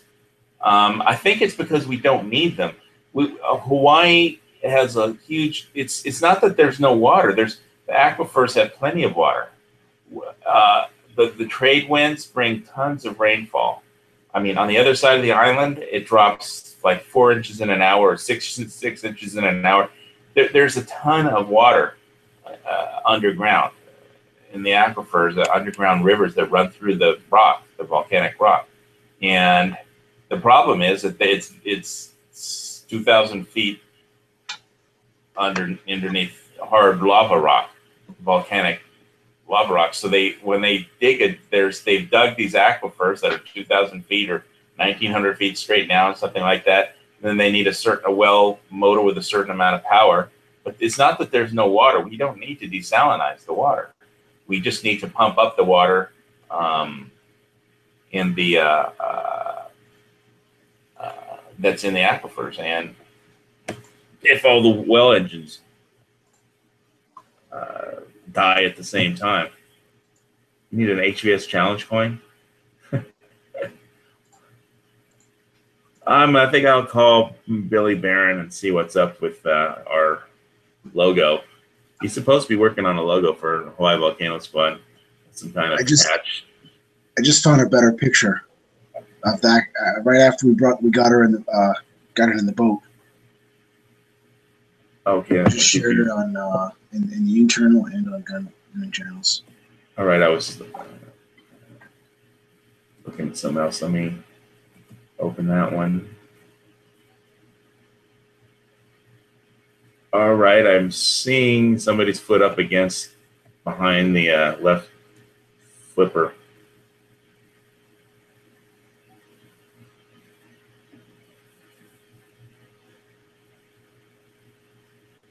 And what's that red hose? It's just something to pump off the blood? It's a saltwater hose. Oh, okay.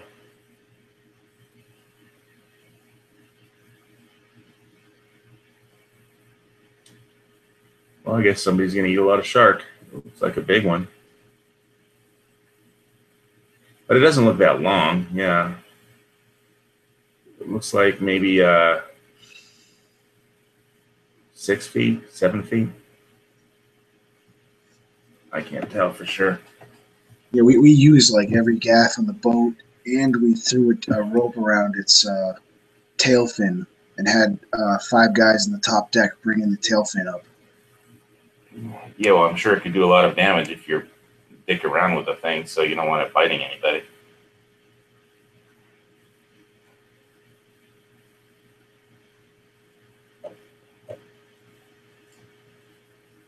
I get my fish at the market, so or Costco or Safeway, so or the poke shop. But I prefer tuna. Most of the stuff you get is a lot fresher than a lot of the stuff people see here. Sometimes, yeah. I only buy the fresh fish. I don't get frozen, and they sell frozen stuff here too. So,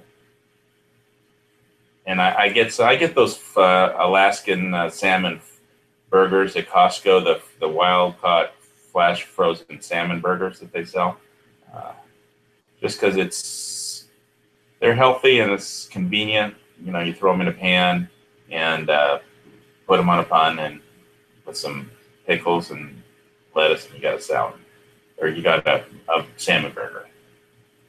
It's healthy. That was a Mako shark. I couldn't. It's been a while since I had. It's been a while since I had to identify a shark. I was pretty sure it was a Mako. I didn't want to just spot it off. I wasn't sure. So that's in the Atlantic, I take it. Yeah, I live in I live near Boston. So. Yeah, the sharks common to the Pacific are tiger sharks, hammerheads, oceanic white tip.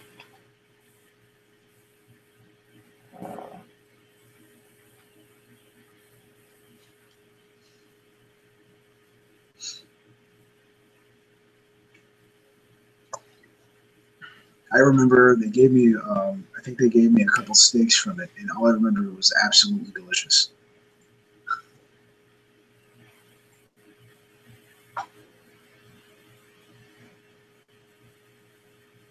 Yeah, like I said, I'm a tuna guy. I specifically avoid all the other species because of the ciguatera problem, that reef algae toxin. Yeah, it is like Shark Week. I think Nat Geo had like shark stuff on all day. I didn't watch most of that because, like I said, I watched TV last night when I was falling asleep. Mad Max Fury Road and Terminator 2 Judgment Day. Yeah, that's pretty cool. Yeah, but in Hawaii, you have to be careful about reef fish and anything that eats reef fish because of the ciguatera. It's like this algae toxin that naturally grows. Little fish eat it, big fish eat the little fish, and it accumulates. And once you get it in your system, there's like no way to get it out. So I just eat the deep sea tuna because they're completely free of ciguatera. We got if you catch fish in Boston Harbor, it's got like a different taste to it, like the cod. The fish is like brown and like really brown, and yeah, it's got like a weird different taste to it. I mean, I don't know, maybe from all the pollution, or I have no idea why, but it's, you know, the cod from, you know, out is, to me, it tastes different than a rock. We call them rock cod. What's I'm trying to remember what's the fish in the Gorton's Fisherman fillets, because I get those sometimes too because they're so damn convenient. It's Gorton Fisherman. Is that I don't think that's cod. I think that's something else. Some really ugly fish. Is it pollock? Yeah, I think it's pollock. Yeah, I've never really been a fan of pollock. Just the dark meat just kind of, I don't know. I mean, the Gordon's is good though. I mean, I guess if you fry it up, it'll be fine. But whenever I've baked it, it's like, yeah. It's you know what though? If I find out I really don't have to even use any oil if I don't want to. If I want to avoid using any olive oil, I can just ever since I got that one of those ceramic copper frying pans, you don't need any oil. It'll just slide. You can just flip them and it'll just heat them up. I mean, so if you need to keep your cholesterol down, I mean, olive oil is not going to hurt you, or you could just, I'll drain. Sometimes I'll put in a little oil, but those new ceramic copper pans, I've seen them at Walmart that you've also seen on TV. You don't need any oil if you don't want to use it for those like Gorton's Fisherman deals or for any other thing. So it's really convenient if you need to control your cholesterol and fat levels and stuff. That's cool. I probably have to pick one of those up. A lot of people think I'm weird because I prefer cod. I think, and that includes over haddock. And people love haddock. Yeah, they had there's been a big thing here though about the fishing boats having slave labor in Hawaii from like Asia, and people had because historically, like the Hilo and Honolulu, they've had these gigantic fish auctions. You know, the fish buyers from the markets and the restaurants would show up, and all the fish would be auctioned off. You know, there'd be a number for each. You know, so there'd be tuna or something. There'd be like, you know, 1,000-pound tuna or something ridiculous, and there would be bidding and there'd be an auction. And because a lot of the fishing boats have gotten their crews from ports where the peak sailors got shanghaied and were basically being held prisoner on ship at gunpoint, you know. So it's like big controversy, and some of the restaurants wanted to not be associated with the slave labor on the fishing boats, so it became a huge problem. I don't know how it was completely resolved. The government tried to step in, but I think some of the markets got shut down. The fish auctions got shut down because the fish were being caught with boats that were slave labor boats from Asia, and they were selling them here in Hawaii.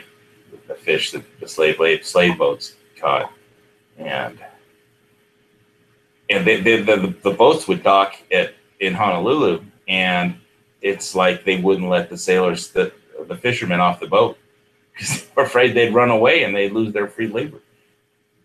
And it was just crazy because those tuna sell for a fortune. Oh yeah. Like 1,000-pound tuna, that's a lot of money. Yeah, I've gone tuna fishing more than a couple times, but that's usually when we end up catching sharks. Yeah, there's plenty of videos of people who are fishing for tuna or other fish on those kayaks, and then they haul in the fish, and then a shark comes up and takes the fish, and if the fisherman isn't careful, they'll also take the fisherman, tip the kayak, and take the fish and the fisherman. That happened once here off local harbor, and there was just a local fisherman who always did kayak fishing. All they found was his kayak floating in the water, and a shark swimming around with a smile on its face. And there were letters. People wrote letters to the editor, saying, "Well, that was my friend that got the shark eaten. Why don't you go do? Why don't you go on the police? Do something about the shark?" It's like, police were like, "You want us to arrest the shark?" Yeah. Like, hold on, we're gonna go. Yeah. It was just being a shark, and it went after a fish, and the guy fell off the boat, and then went after the guy.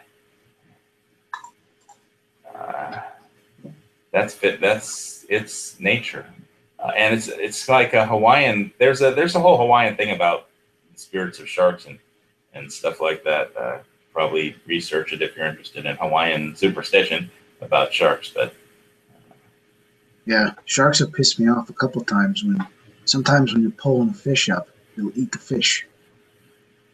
It's happened to me like 3 or 4 times. If had a fish come up with half of it missing.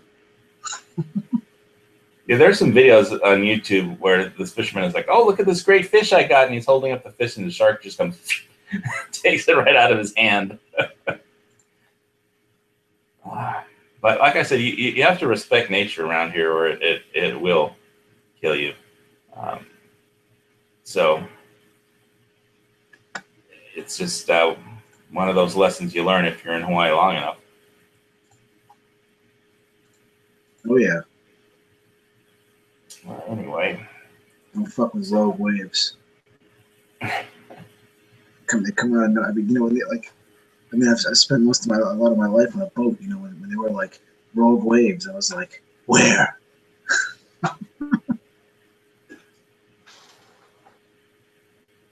Yeah, the ocean is a very dangerous place, but the main danger is the strong currents. And somebody on the shore could get, a rogue wave can knock somebody over, and then the current can take and just rip them out to sea before they can do anything about it. So it pays to be cautious and know your local currents. And so if I get that $70 million mansion, I'll have to be careful before I go out swimming laps around the island. But I would. You won't need it. You'll have the infinity pool. Yeah. Well, the pool I was in today wasn't the infinity pool; it was the condo pool. But it's quite not the same as the infinity pool. But it's a pool. There's a barbecue by it, and I barbecued a steak, so life is good. and I drank a bottle of this Francis Coppola Cabernet. What was it again? It was Diamond Collections Ivory Label Cabernet, Francis Coppola Vineyards. And it wasn't that expensive. It was $15. Yeah, $15 at Walmart. I think it may have been even been $14.50 or something like that. That ain't bad. So the best part about watching Mad Max Fury Road is they had the Glock 17 in there. So and they had the Polecats and the Flamers and I guess the War Boys, and all those 4-wheel drive trucks and stuff.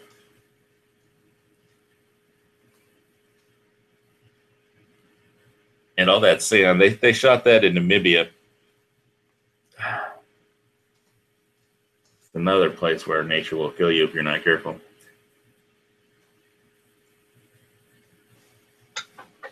Yeah, did you ever see that article about the guy who got the Frenchman that got stuck in the middle of the desert? It's like his Fiat or some sort of an old car, and he was running out of food and out of water, and he built a motorcycle out of what was left of his car, like he crashed it. He built a motorcycle out of a car? Yeah, like, well, whatever. It was like an old car. So, like, whatever was left of the car, it had like a motorcycle in, one of those old, smaller cars. I never saw that. And where was it? Where did this happen? Some African country. The guy was driving through it, and he had to avoid some fighting. So he took a detour through a desert or something. Ended up crashing. Well, Zimbabwe? I don't remember. Well, Africa's a large continent, so it's kind of hard to narrow it down too much, except if there's fighting, that narrows it down a little. But not that much, just fighting all over Africa. So.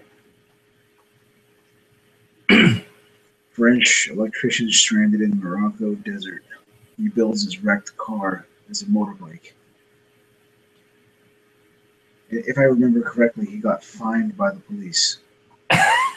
For what? Not having a plate on his motorbike or something. Well, if you're gonna die, and it's like, who cares about the flipping fine?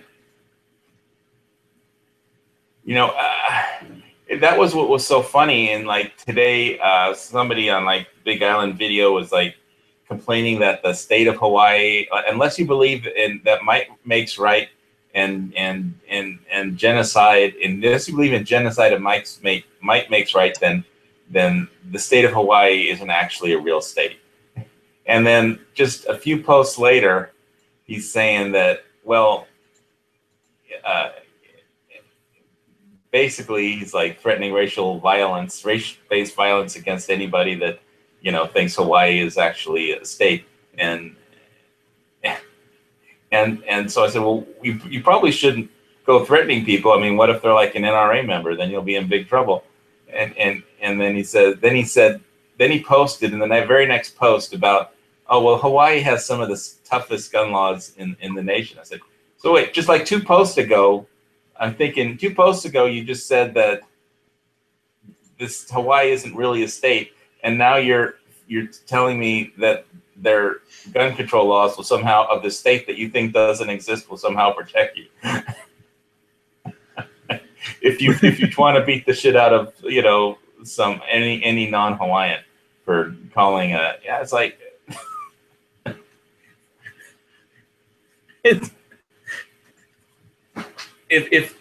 why would anybody obey their laws if they're not really a state? And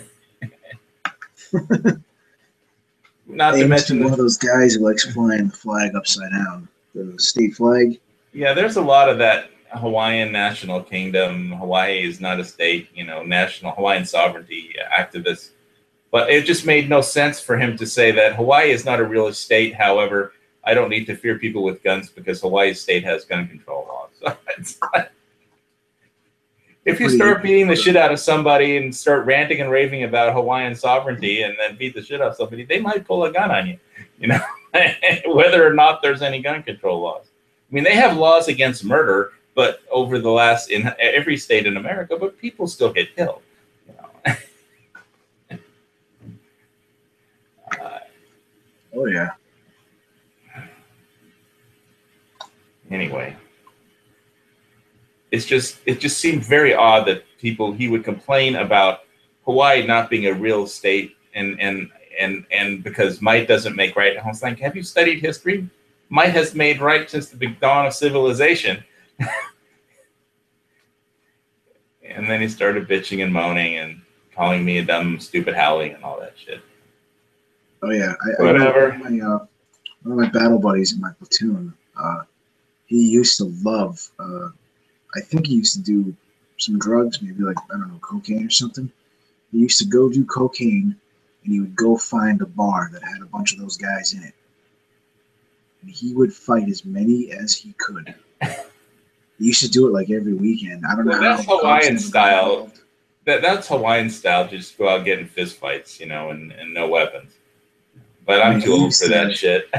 He used to love it. He was like, dude, why do you go to these places? I wouldn't want. I'd fight some. If I went to the local bars, I'd be beating the shit out of the white people. But not for the same reasons. Just for other reasons. I don't go to most of the local bars. I mean, there's an Irish pub down the corner that very rarely I'll go see. But I probably, because basically it's such a small town. There's not that many people who live on this island, and it's just the same old drunks every time at the same bars. So it gets really boring really fast. Yeah, I mean it's any smaller town area pretty much. I mean, Honolulu is pretty cosmopolitan, and you could run into different people all the time. But because it's like Santa Monica, basically. It's a very large population center. It's just that if you don't mind living at ground zero of a nuclear attack, then there's a nice yacht harbor and Ala Moana, the little walkway along Ala Moana Beach outside the harbor is just beautiful to walk up and down, and just a great view of Diamond Head. I did a lot of walking there when I was doing recovery. I mean, Oahu has all the best beaches. It really does. I mean, Maui has some nice ones too. But Honolulu and Oahu, that whole area, it's just so many awesome beaches around there. It was just completely mind-boggling how just relaxing it was just to hang out on the beach and do nothing. Putter around. Take a drive up Tantalus. No, but I've seen some homes on there. It's a steep road. No, I haven't been up Tantalus.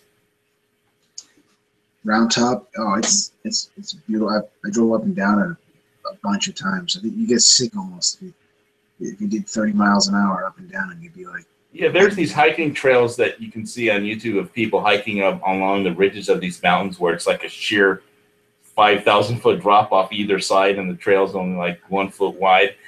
That's those are like the steps over towards closer to the Marine Corps base, like on the way over there. Was it up H3? There's heaven steps or something. Yeah, that might be one of them. There's more than one of those places though on Oahu.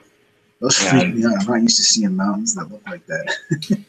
Yeah, people actually go on that and post, videos on YouTube. It's like they're crazy. And when I was in the Recovery Hospital Pacific, it's like the back window had a view of one of those kinds of mountains, and it was very beautiful to look at out the window.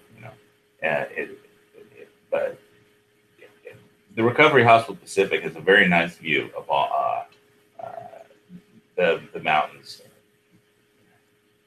And it was just freezing in that hospital. They kept it so cold on account of keeping the temperature down to prevent the growth of bacteria, staph bacteria from growing. But I was shivering half the time I was there. And Yeah, If you complained, when I complained that it was cold, they put me down as a non-cooperative patient or something. I was just because I said I was freezing. It's cold, and the blanket warmer that they had there could only heat so many blankets so fast, and I kept asking for warm blankets all the time, and they got tired of it. I did a sleep study at Tripler, Tripler Army Medical Center, and I was frozen. It was so cold that I couldn't go to sleep. Well, usually they keep those sleep studies center where the bed area where you go to sleep pretty comfortable, because people have to go to sleep there so they can do their study. and if they don't go to sleep, they can't charge for their CPAP machine or whatever prescription. I mean, I went to a sleep study here, and it was very comfortable, a lot more comfortable than my place. And the temperature was nice, the bed was nice, the nurse was really good looking. Well, this was this is an Army sleep study clinic. Well, nurse, that doesn't mean you can't have a good looking Army nurse, but hopefully it was a girl though. This one was really not a pretty girl, but so I have a CPAP machine, and I plug myself in, and it keeps the airflow so open in my throat so I don't snore, and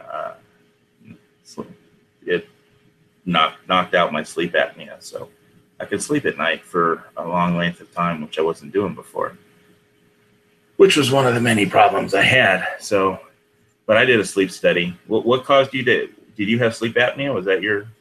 Yeah, I still have sleep apnea. Yeah. Did they give you a CPAP machine, or were you the guy that said you couldn't use it very well? I got to go back and deal with the lady, and I got to tell her I wear it for a while, and I just feel like I'm getting worse sleep. Like after about 2 weeks of using it, I start taking it off at night. And I start feeling like I'm worse and worse rested. I feel like I'm being choked more when I'm wearing the mask. So. Do you have the one that just plugs into your nose? No, I have the full face mask. Get the one that just plugs into your nose. Probably they can fix that by just switching the masks. You get the one that just plugs into your nose, you probably won't feel like you're being choked. I mean, actually, the one with the full facial actually helped me for a while, because I was having a big problem with nasal congestion, and I couldn't use my nasal mask, because it's basically just two plugs that plug into your nose. That's what it is. And I have a big problem with congestion too. Well, so what I do a lot of nights is I take before I go to sleep at night, I take my atorvastatin, which is like Lipitor, and for the nasal congestion, I take those liquid Mucinex. Take liquid Mucinex, the nighttime ones, and it'll help you. It'll clear up your nasal congestion enough so you can use it. That's what I did. When I had it really bad, I had to use the full face mask. But after just a week of using that, then I could switch back to the nasal, and it's pretty easy to have that small one on you. Maybe they have to adjust the pressure or how much humidity. Basically, the one I have, I think it's called, I forget the name of it. I forget. I don't want to mess up the name. But it's a pretty good one. It starts at a certain pressure, like the number they set it to is like 13, and then you hit another button, and it'll lower it when you first start to like 5, and then gradually over like an hour it'll build up to a higher pressure, so it'll keep your throat open when you're sleeping.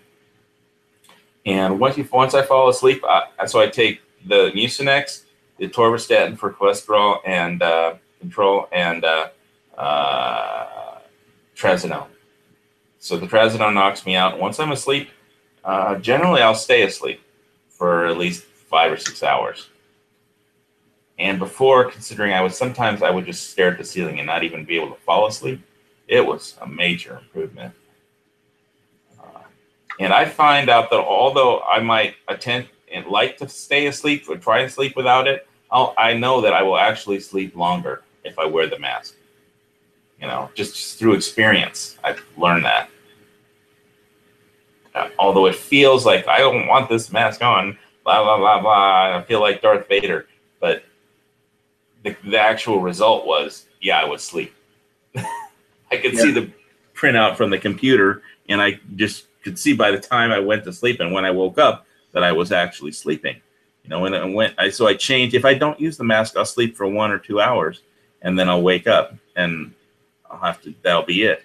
So I put on the mask every night, and I'm pretty religious about it, about taking my Mucinex, my Lipitor, and my Trazodone to knock me out. And so when I'm ready, when I feel like sleepy enough, then I'll do that, and then I can sleep, and then I'll feel better the next day. After a month of that, it works. But the whole trick is it keeps your nasal passage open. So when people have sleep apnea, in case anybody out there doesn't know, it's just your oxygen gets cut off. And if you don't breathe, you die. So people have died from sleep apnea. So that's why they give you a CPAP machine. But you have to get used to it. You have to have the right mask. And it has to be at the right pressure for you. And everybody needs a different pressure. And basically, they found out for me, I like 13 or 15 or whatever it is. But there's a button to start it to turn on, and it goes to 15. And then you press the button next to it, and it goes down to 5, and it gradually builds up as you fall asleep. So it's easier to fall asleep if the air pressure isn't so high. But yeah, I need to call the lady and make another appointment and get my ass back over there. Yeah, I'd say try a nasal mask. That might help you more, but definitely pick up some Mucinex nighttime, or even any Mucinex will help. But the liquid gels were easier for me to take than the solid ones. Anyway, we're so far off the gun channel stuff. It's like Squib hasn't been talking at all. Nothing talk about Nebraska or guns or something. You shoot any corn? Yeah, man, I want to see a video. Corn on the cob? Video for Travis. I'd love to see that up on his channel. Either that, I'll just start talking about my mountain house video. That would be boring.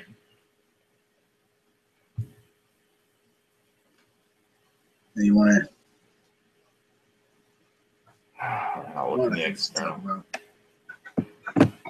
Squib probably fell asleep or just left his phone on, or his phone ran out of energy. Well, if his phone ran out of energy, he would have probably dropped out.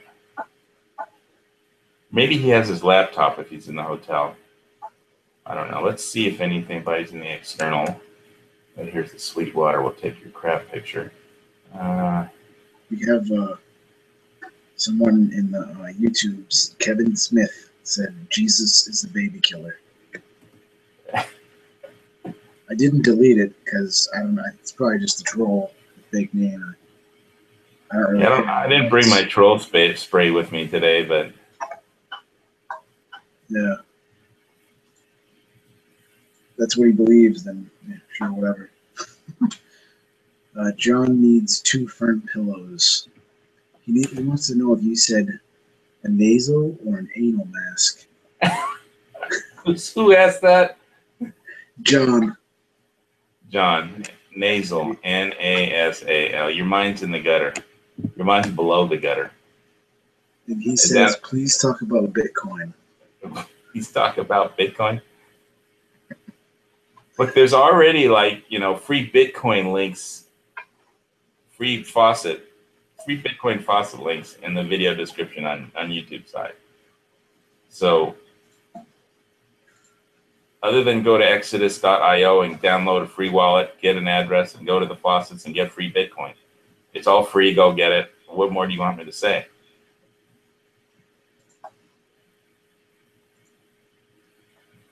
Amen.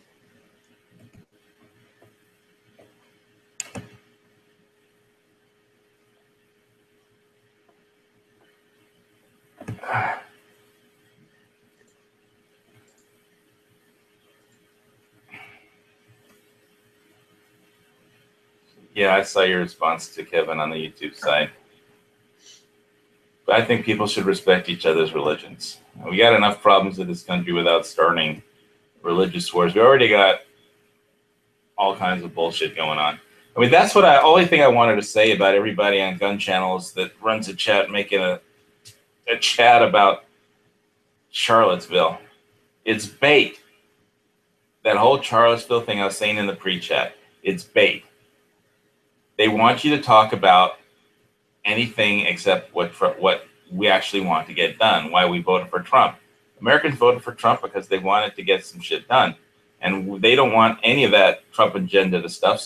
So they want to talk about, Nazis and Antifa and showing up and fighting. It's like, sorry, we're not going to do a chat about that. I'd rather talk about gun owners of America or national reciprocity or the firearm hearing, the Hearing Protection Act or anything besides. It's just bait to talk about. They wanted you to talk about that shit. So everybody that's making a chat about all that shit is just, maybe we're just talking about CPAP mask and that's even worse. I don't know. But at least we're not talking about the fucking Nazis.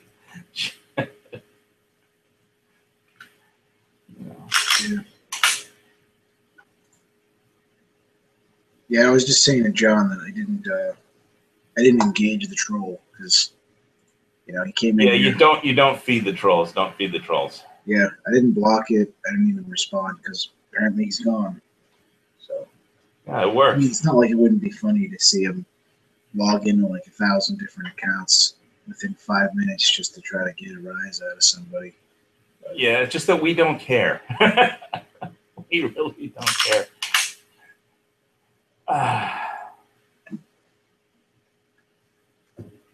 Let's see if I wrote anything else down in my little notebook for the chat. Oh, I doubt it.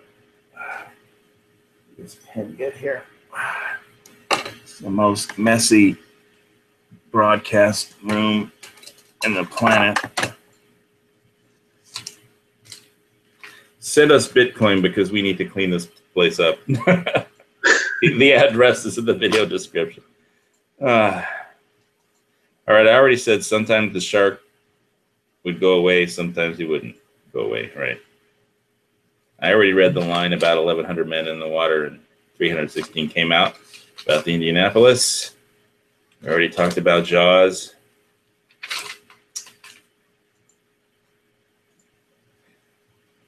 And the line from that show that I was watching,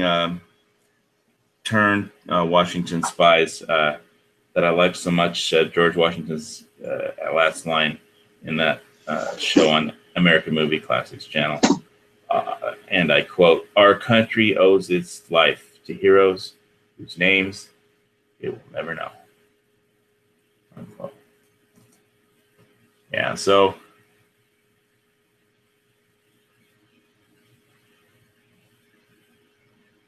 it's that whatever battlefields people have fought on, there's probably a million of them that we will never know who they were. But that was a good show. I like period pieces. Turn Washington Spies. I liked all the muskets and the spies who their main weapon they fought with was all their lies, and they were well-crafted lies. So I gotta check that show out. you probably still get some of it on Entertainment on Demand or probably on Netflix. So did anybody else in the chat or in Gun Channel see Trump's speech today about Afghanistan? Have any comments on that?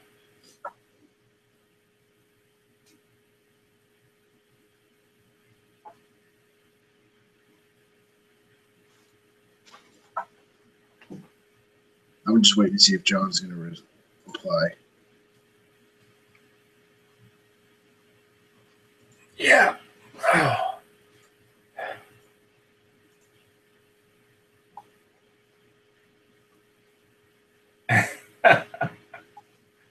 No, John didn't see it. Trump. That's all he knows. Yeah, there wasn't. It was in front of the military, in a military base somewhere. So there wasn't any fanboy. It wasn't a Trump cheerleading section on this one. It was a military audience. They stood up and applauded at the beginning, and they stood up and applauded at the end without any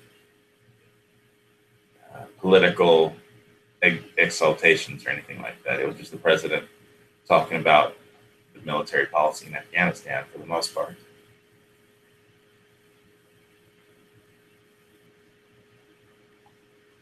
I'll have to watch it after we're done then.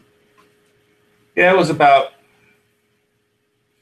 15-minute speech maximum. It was probably a little less than that.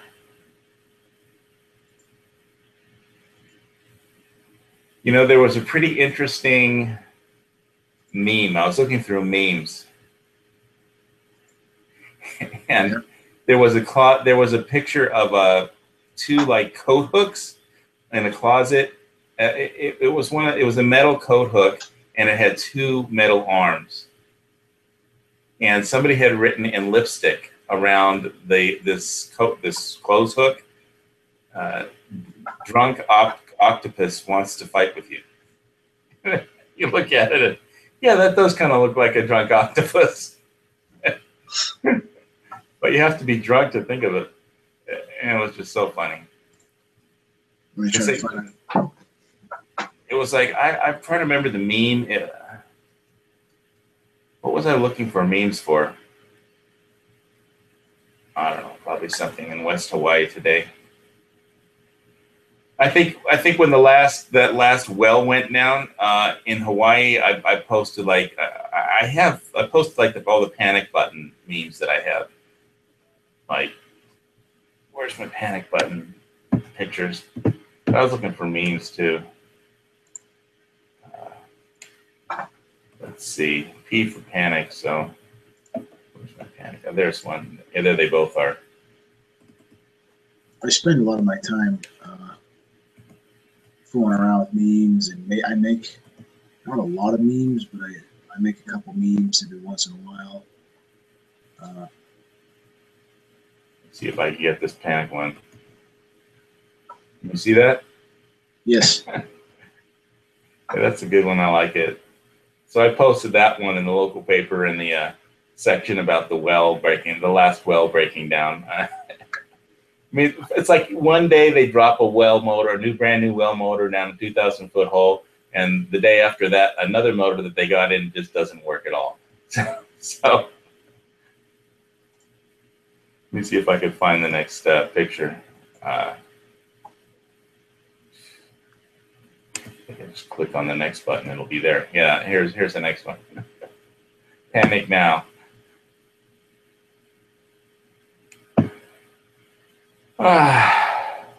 So we are on water restrictions in West Hawaii.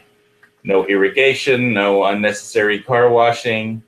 I mean, my car needs a car wash so bad. I'm thinking about driving it over to the other side of the island just to get rained on. I don't think the car wash here, the local one, the drive-through car wash thing by the gas station is going to be working on these water restrictions. So no irrigation, no showers, no flushing of toilets, beyond once a day or something. It's like, are you crazy? Just buy some well pumps that frickin' work. There's plenty of water in the aquifer. It's just that all the pumps have broken down at the same time. Every pump in West Hawaii has broken. It's so stupid. Only the government could screw things up this bad and tell the citizens it's their fault. And so naturally they're going to raise our water rates because they have to pay for new pumps. And they have to raise their water rates because people are doing what the government asks. They are actually using less water. And so they're collecting less money. Because the water meters aren't going up. So people are not using water. They're conserving water like they're asking. So they won't collect as much money to pay all the overpaid employees and their pension plans and medical benefits who keep dropping well motors into holes that they can't get them out of, and ordering broken motors that don't work or something.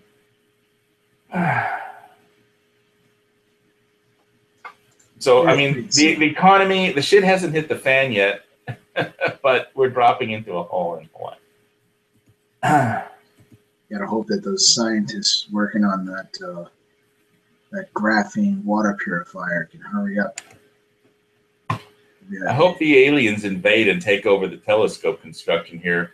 They've been trying to build that telescope up on Mauna Kea, and all the Hawaiian sovereignty people are protesting the damn telescope on the top of the mountain.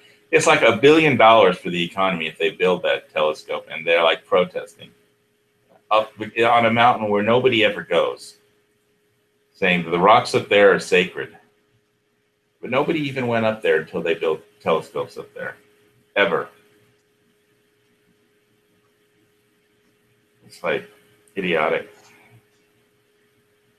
It's like the Hawaiian economy can't afford to just like throw out $1 billion worth of jobs, construction jobs, just because there's some idiot on YouTube with a Hawaiian sovereignty flag and a poster blocking a truck.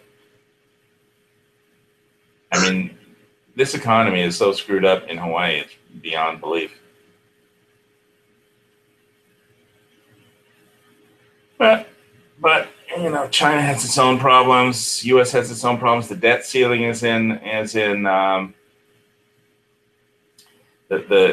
if they don't vote for it by September 30th, then they can't juggle money anymore. Stuff will start to shut down. There'll be a currency crisis. And if they do vote for the debt ceiling, then there will also be a currency crisis. It'll just be with the currency crisis with the government open instead of closed. So when it comes to the whole Nazis in Charlottesville and the Antifa, I'd rather talk about Colin Kaepernick in the NFL. He can't get a job. Nobody wants to hire him. And people and some of the players that are protesting, they can't get any, apparently no white player will take a knee or sit down during the national anthem. It's just like two or three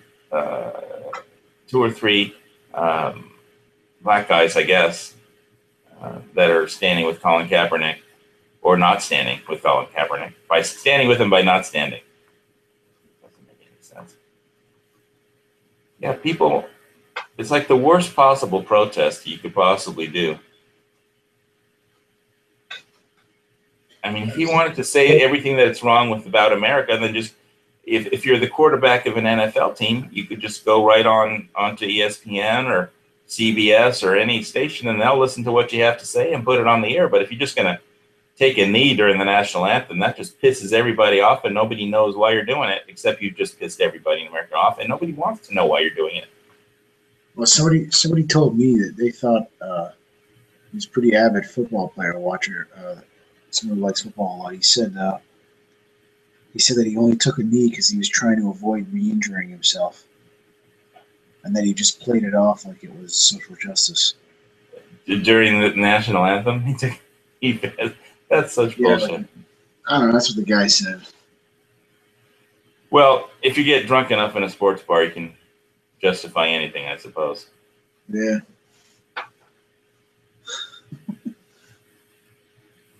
I'm not a football fan, so I could really give a shit about this. I always liked the Minnesota Vikings, but they always lose. So when I was a kid, I liked watching Fran Tarkenton run around. He was one of the first scrambling quarterbacks back in the day.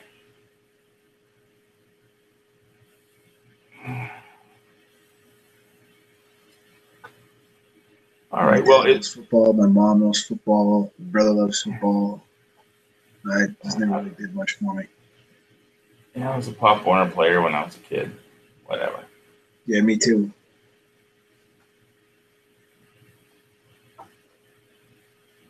Basically, on my team, the coach just wanted his kid to be a running back, so he made his kid a running back, even though he sucked. I remember I could run the entire team into the ground, but I never got to be a running back. I literally, when we showed up for practice, I could literally run laps around the whole football team, and they never made me a running back. because the coach's key wanted his kid to be the running back. So his kid was the running back. I mean, there's this other guy who was really short, who was really good because he was almost impossible to catch, but he was too small. He was like a tailback. He was really quick, but really small, and nobody could ever grab him or catch him. He could turn corners and really tight. But he was good, but it was like the coach's kid that was like a dart ball pointer team over.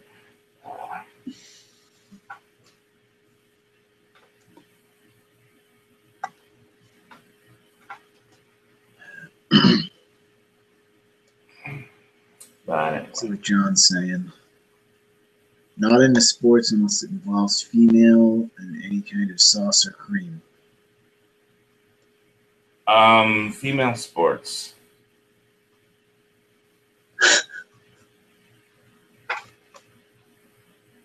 Swimming. That's got to involve sauce or cream. Well, suntan lotion. Does suntan lotion count for swimmers and divers? Does Soapland count? Is that what he's looking for? No. He said you're right. I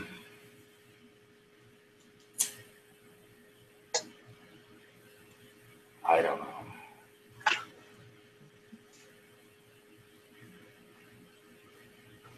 So I don't know what I should work on next for my prepping. I've got my medical bag pretty set up, I think. I'll always just buy more freeze-dried Mountain House, but probably will. Oh, I've got a new bag. I've got that new NRA leather satchel coming in. Should be here tomorrow. It's a pretty nice one. And satchels can come in handy for if you have to have a mission where you need a bag. And this one, it's a leather satchel, and it's pretty nice. And it was like $230, which is a lot for a bag. But if you actually look at it and see try and calculate how many hours it took a leather worker to make it,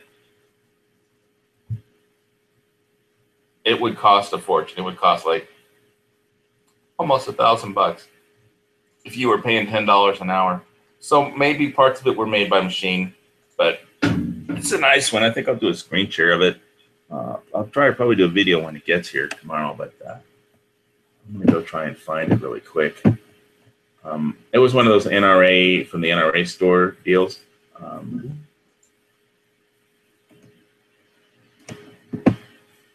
See if I can find it.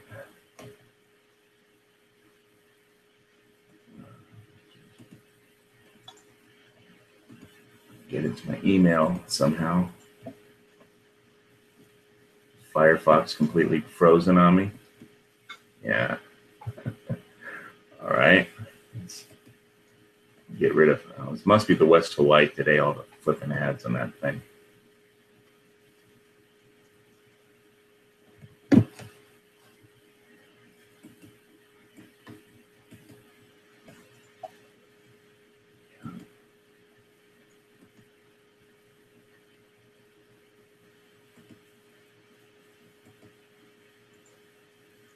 Come on, Firefox. How hard can it be to open? All right, HBS, I'm going to have to get out of here. It's 2:10 in the morning. All right. All right. Well, I'll just do a video on this bag, and you can check it out then. Thanks for showing up, Jared. Thanks, Squib. Thanks, everybody on gun channels and the interwebs around the world. And God bless these United States of America. Tune in next week for Lock and Love. Thank you. Awesome. Go gun channels.